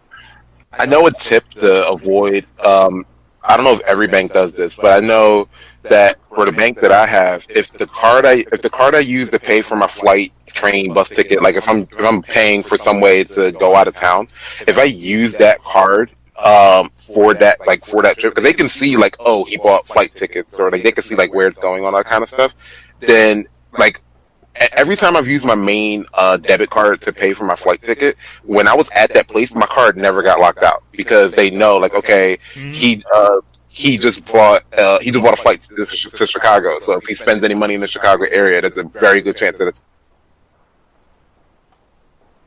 like I said, I don't know if every bank does that, but I know, because I actually talked to one of the tellers the last time I was at the bank, and they were like, yeah, like we can see like on your statement, they can see that like, oh, you bought a flight with United or American or whoever it is, and it's like so when you use your card out of state, as long as you're in the state where you bought that ticket for, usually most banks won't do anything to it. But now I've seen people buy flight tickets or train tickets with like an Amex or like some credit card that's like not their main bank card, and then they'll buy something in their hometown before they leave, and then they get there and the card gets locked, and it's because like they don't know, like, okay, they don't know you're traveling. Yep. Yeah, that's extremely important, man. before the show, I was thinking about bringing that up, and then y'all brought that up. Thank you so much, because that happened to me one year. I forgot to talk to my bank institution that I was going to be leaving, and then that whole weekend I could not use my card for nothing. I'm going up to Walgreens, freaking Walmart, Target, some random like like hole in the wall restaurant. Your card is declined. Your card is declined. I'm like, what? That's not true. I have funds in my bank account. That's not true. And then like I call up the bank and they say, yeah, you gotta let us know, like, you know, if you're going to a certain, you know, zip code or something like that, or a certain state, that we can enable your card just in case, you know, for fraud or you know, safety reasons or something like that, if your card gets like stolen or something like that. So yeah, that's a good idea, man. I'm glad that y'all brought that up, because that's extremely important. That'll save you like tons of aspirin for headaches. You know, so yeah, definitely. Anyone else got any other tips around that section?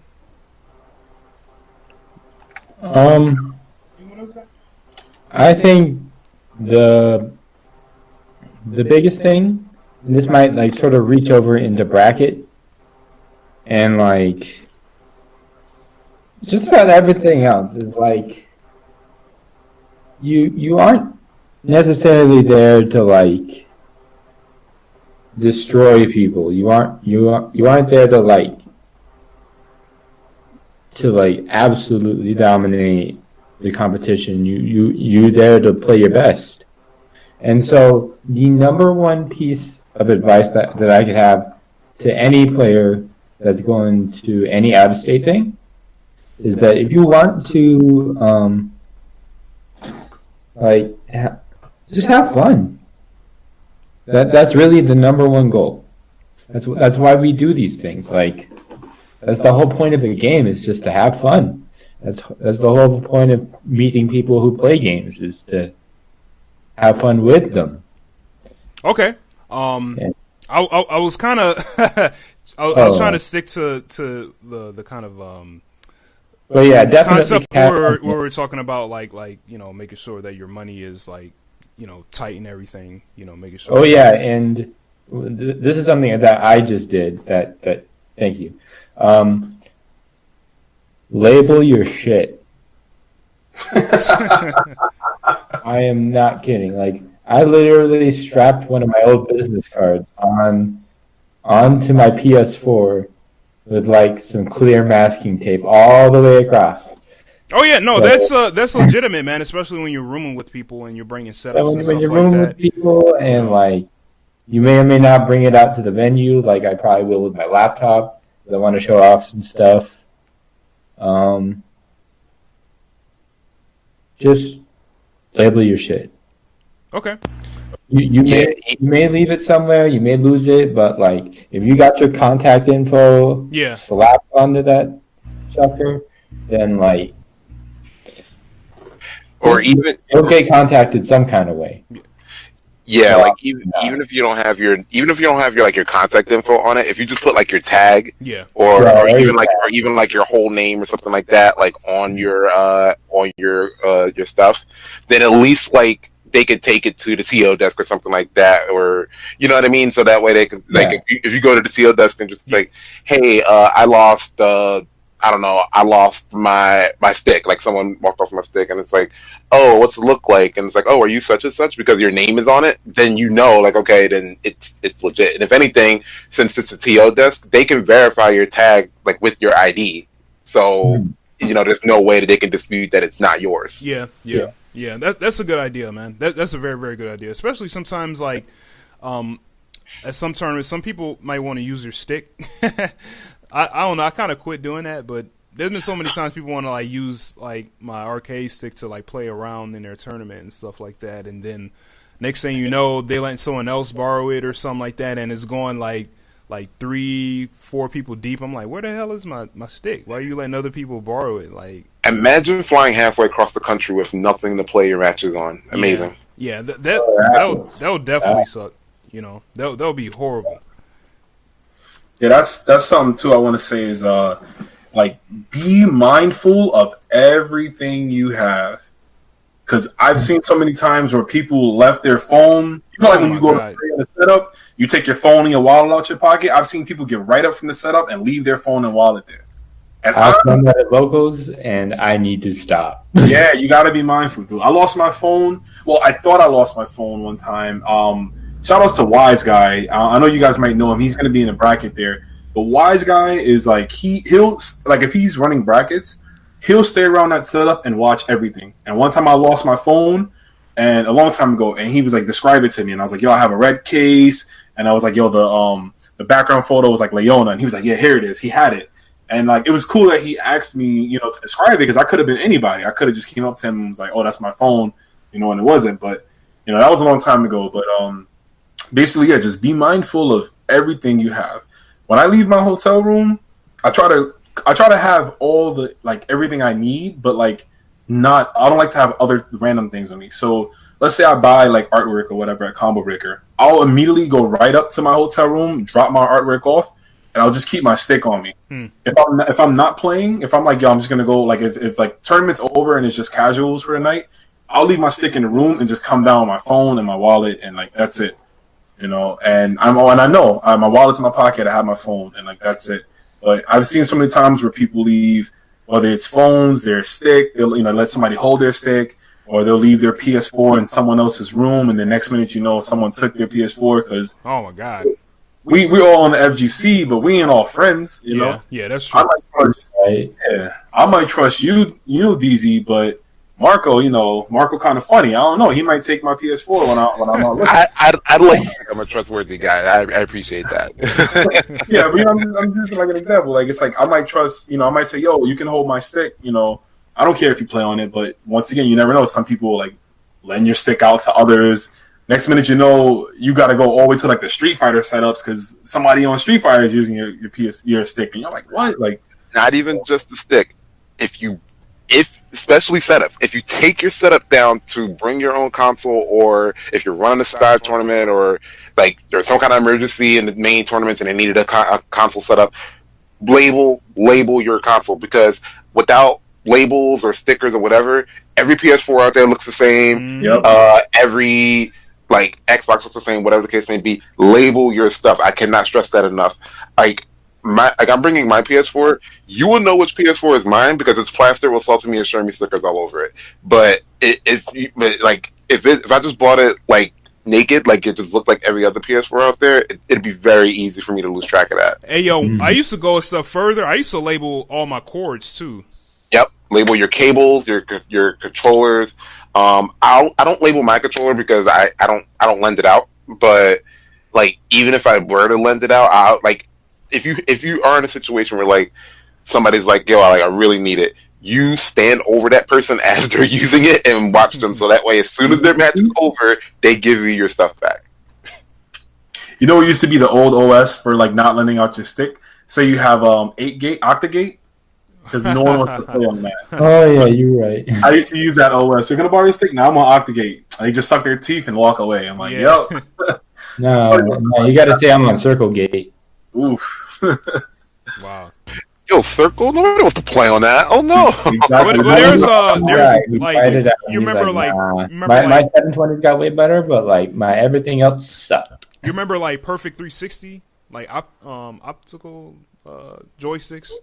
Yeah, that has no switches at all. Yeah, it feels weird. I have a Moss stick with that Circle Gate in it. It's gross. Yeah.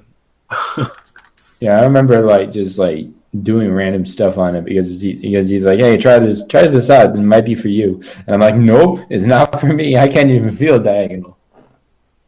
Yeah, you have to feel those angles. You know what I'm saying? It's important. You know. So next thing, I kind of wanted to point out, since we're talking about you're at the tournament. Yeah, be sure to just like wash your ass, man. I swear, like shower. Yes, please. Use deodorant. Brush your teeth. No, wait. Wash your ass with soap. Yeah, with soap and water. Like a combination. Soap and water. Do not just get in the shower for 5 minutes, do nothing, and get back out. That does not count. Yeah, man. Don't put deodorant over funk. Oh my god. And don't and don't put especially don't put Axe over Funk because yo. So look, Axe gets a lot of flack, but I personally use it myself. But I shower first before it, so that's why you don't hear stories about DeezeeKujaku smelling like crap. So no, because I know a lot of people that will get spray deodorants and just be like, oh, I could just like spray the pits and I'm done. No, you're not done. You need to actually shower and then use that stuff. Yeah, I agree 100%, man. Like, definitely do that, man. If you have pools in the morning at like 9 or 10, yo, wake up early and shower. You know what I'm saying? Like, just get it in, 15, 30 minutes, however long it takes. Do it. Take care of it, that way you're not smelling, and I don't know if the Smash community is bad about this anymore, but Fate Unlimited coach players, you know where you at. I never heard of that. Oh, that's not nice. Maybe secondhand knowledge, but like, you know where you at. Yeah, I keep in my suitcase that I take to tournaments, I keep air freshener and I keep cologne in there, and I'll change it out every time whenever I go over my suitcase before I pack it out before I'm putting in my clothes. I will swap out the cologne with something new, because I'm the type, man. If you smell, I'm not gonna be a jerk to you, but I've walked into so many hotel rooms where people were like, "Yo, Rome, we're running sets in whatever game this is," and I'll come in, and as soon as you come in, you get hit with that right in the face. Yep, exactly. God, as soon as you open the door, you get hit with that. It smells like weed, butt, Axe, everything. Damn. Yeah, I can't play in this. I'm getting a headache. So yeah. Yeah. Oh my God, but, man, just do it for us. If you don't want to be clean, do it for us, because nobody's trying to spell unless you're using your stench as for matchup experience. You know what I mean? Like, I'm a stink, so it's gonna throw this guy off. Like, does that fall under cheating? What's that? Does that fall under cheating? Using your funk to throw someone off? I don't think it's rule. I don't know the rule for that. Instead for like really strong cologne or some shit. I humbly request any TO that might see this. I humbly request that you guys start putting rules in place where if people start to complain about you smelling, that you cannot play in bracket. Yeah, I think that's the only way that will get people. And pull them to the side. Don't just like do it in front of people. Don't put them on blast. Like, hey man, you kind of smell a little strong. Yeah, just pull them to the side and be like, hey, you're kind of funky right now, so I'm not gonna let you play until you clean up. Yeah, I'm sorry. Yeah. If you room with me, you're good, man. Because I'm a big guy, so I wash up extra because I know I'm gonna sweat more. I'm a big dude. Yeah. I know I sweat more. I put cologne on. I use charcoal soap, and I'll let anybody use anything. I bring lotion, Nivea, whatever you need. I have warm hair. I got hair moisturizer. I bring everything to tournaments, when I come, because I treat it as if it's a tournament. I'm gonna be spending most of the time playing games, but I'm still traveling. So I'm gonna have extra outfits. I'm gonna have hair moisturizer. I'm gonna have cologne.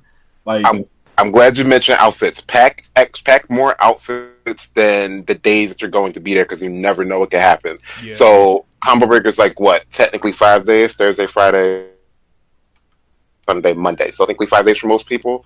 Pack 6 outfits. I personally do it because there was one. What tournament was it? I think it was an NEC that I went to, and I got and we got a pizza, and I dropped my slice on my shirt, and I was pissed. Ooh. So I had to swap my shirt on the spot, but then I didn't have enough shirts to get through the entire weekend. So I had to. Luckily it was near the King of Prussia Mall, that particular NEC. So I had to get a ride out to the mall and buy an additional shirt because I didn't bring an extra one with me. Always pack more. Always pack more than you're going to need. Pack extra pairs of underwear, pack extra shirts, pack extra pants, whatever it is. Yeah, I agree 100%, man. Because you never know what's going to happen. Anything happen. Like you said, you waste piece on your shirt. You never know. It might be a rainstorm or something outside, or There've been incidents where that I've been in where people have, I'm not gonna say no names, but have sleptwalked and done things to people's clothes without them knowing because they were sleepwalking. You know what I'm saying? And we didn't know this about this particular person before.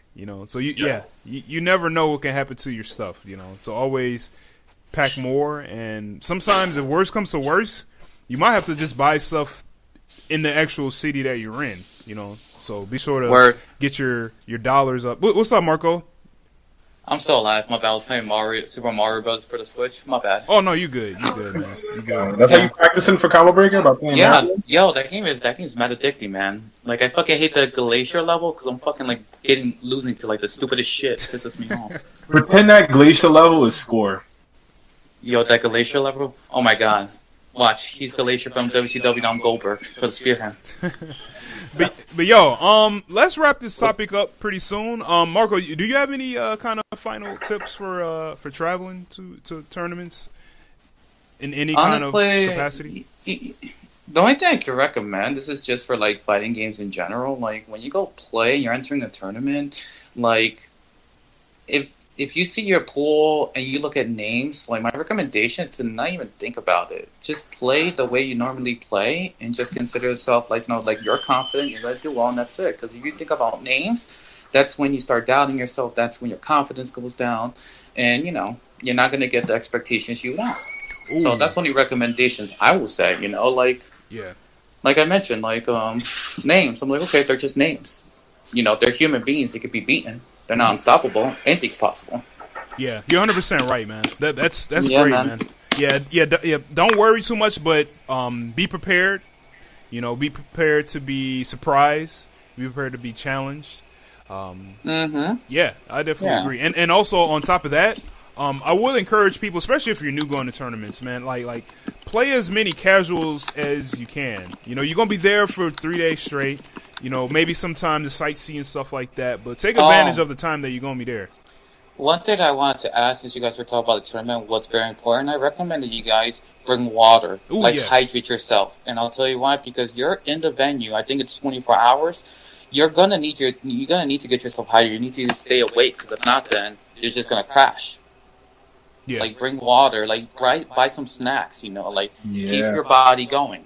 Like, don't just stay there, endlessly for, 3 hours, because guess what's going to happen? You're not going to have energy, and you feel exhausted. That's one important thing I recommend, eating and, drinking fluids. Yeah, I agree with that 100%.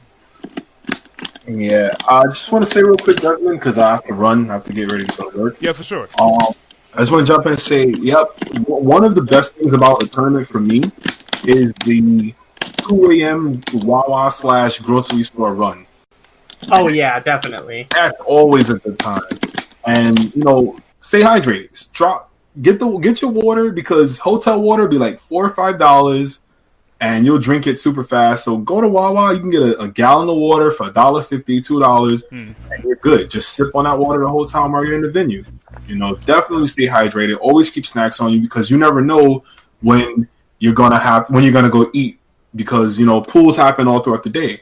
Like, when I play, I'll enter 3 games. So I might have a pool at 2 o'clock, then the next one's at 5, then, the next one's at 7. It's all right, if I go and try to grab lunch between, 2 and 5, it's what happens if I do well, and then I got to keep playing, and then it's 4 o'clock, and, I'm hungry, but then my next pool starts at 5. So if I have snacks on me, I'm good. I can just snack on flaxseed, peanuts, whatever it is, I can snack on this until I'm ultimately done. Mm-hmm. When it's 8 o'clock at night, I'm done. Okay, boom, I can go get food, whether I'm meeting up with people to get food or not.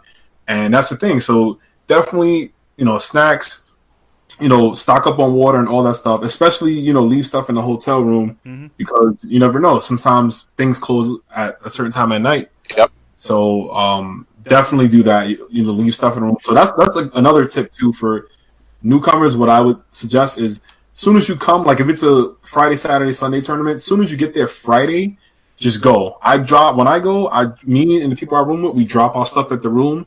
We go to the grocery store. We spend a bunch of money, in the room, and then we go get dinner, and then usually it's around like 8 o'clock or so, and then we'll go to the venue, hang out, play casual, stuff like that. Another suggestion I want to make is because it depends on the hotel, but try to focus on foods that don't have to be heated up. Oh yeah. There are a lot of hotels out there that will have a microwave in hotel rooms, but there are a lot that don't. But usually, pretty much every hotel I've been in since I started competing had a fridge at the very least.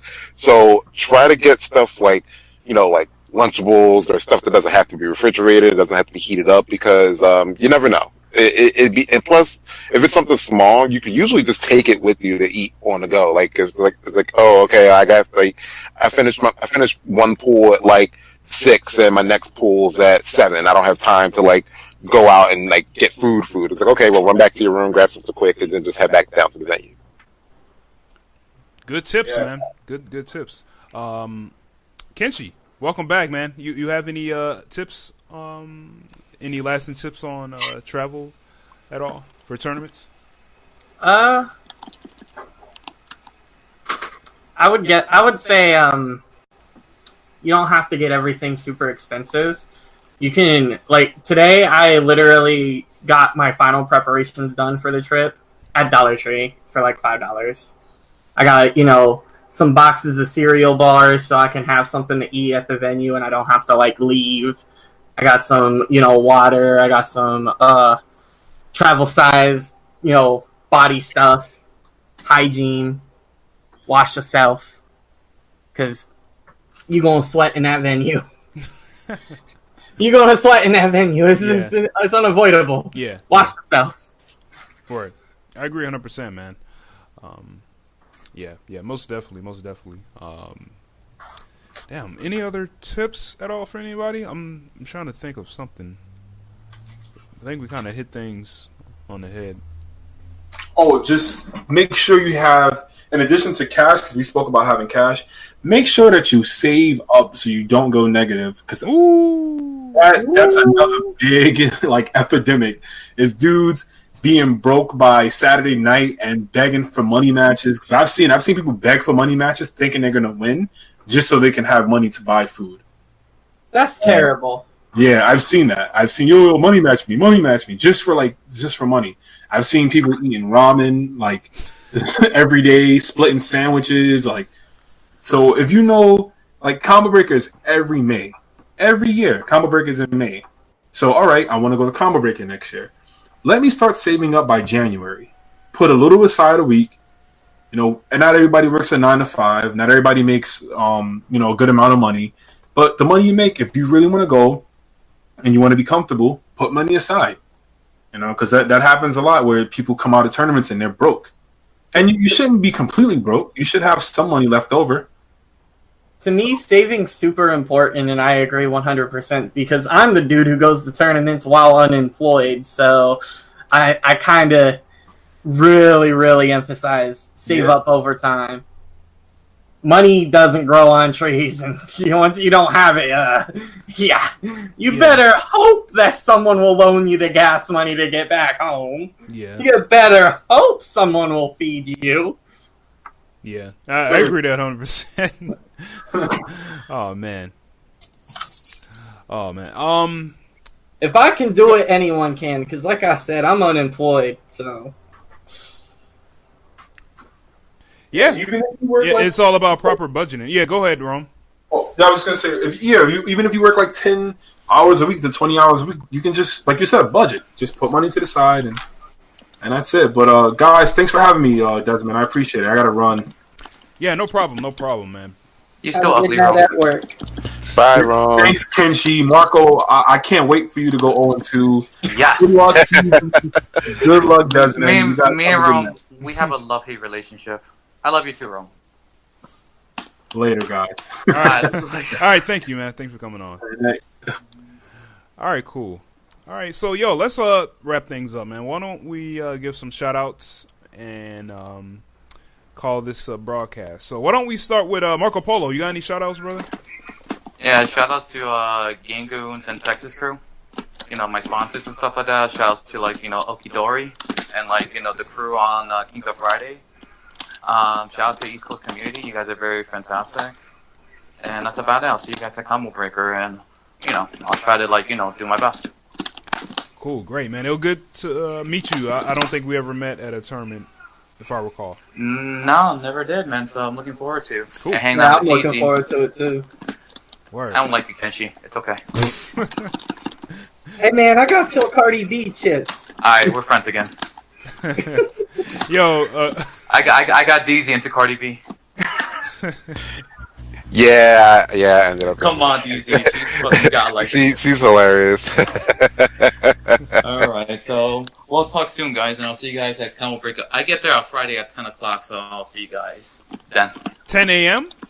Yeah. Okay, all right, cool. I'm about to say, man, 10 p.m. Ooh, that's beyond the time of the pools. But yeah, see you, man. Mm-hmm. All of Take it these easy. schools at 10 p.m. All right, KenshixHimura, you got any shout-outs? Yeah, let me give a quick shout out to everyone going with me, because I don't think this trip would be possible since, like I said, unemployed. So shout outs to my roommate, my friend Hosenka, Labyrz, our friend from Canton, and whoever Labyrz is bringing with him, because I got by just saying, hey, I'll cover the entirety of the gas money. That'll be my room. And my roommate was okay with it. He was like, yep, that works for me. So shout outs to them for being cool with that. Shout outs to, everyone in my Discord. They're all a bunch of assholes. Dream Cancel, of course. I love you guys. It's like a home away from home for me, so and anyone and everyone who liked, retweeted, or just gave me some kind of vote of confidence on my recent tweet about happening to have to fight Xiaohai if I win my first match. Because, yeah, nerves were killing me, but now it's just like, oh, I'm going to body that dude, whatever.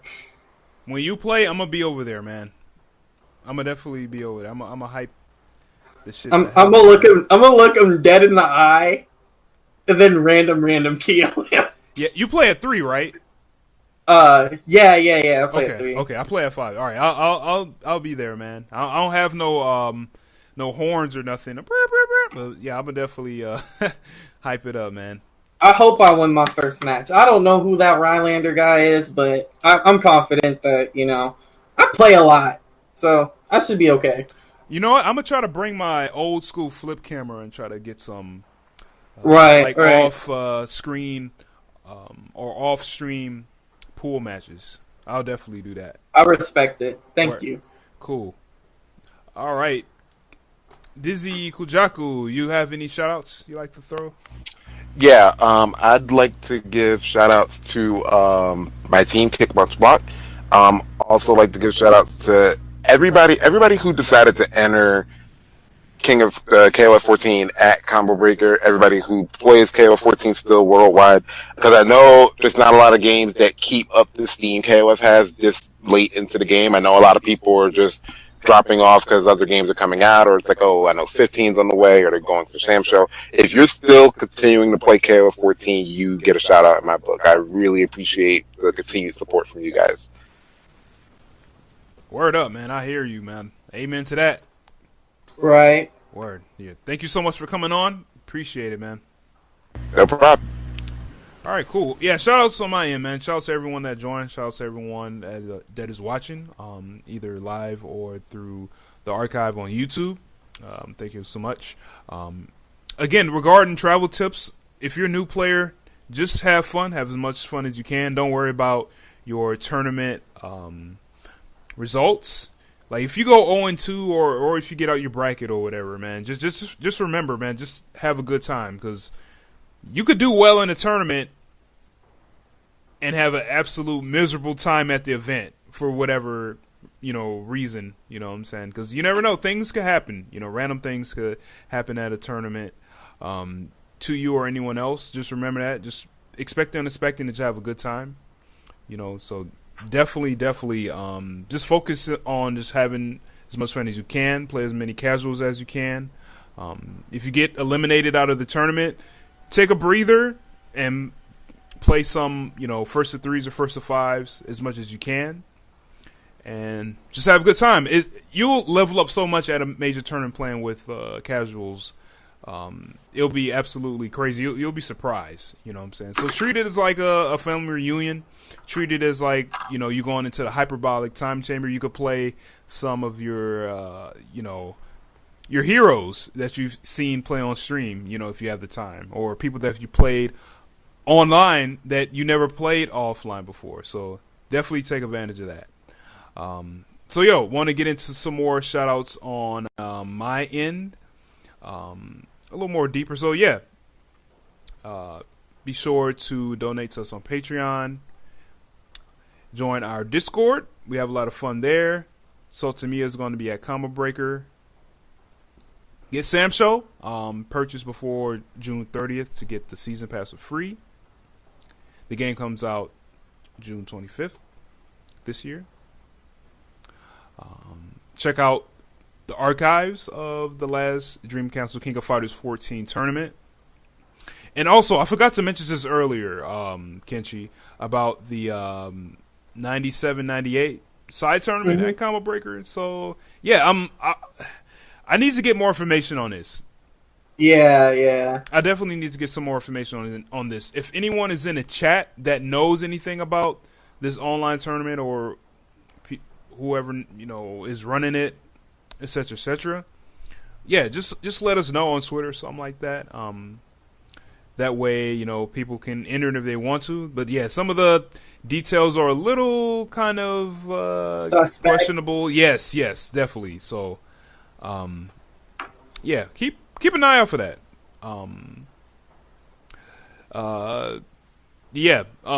Tamadachi Eater. We don't know if they're streaming 98. As far as Sam Show, I'm definitely going to play and check out Sam Show.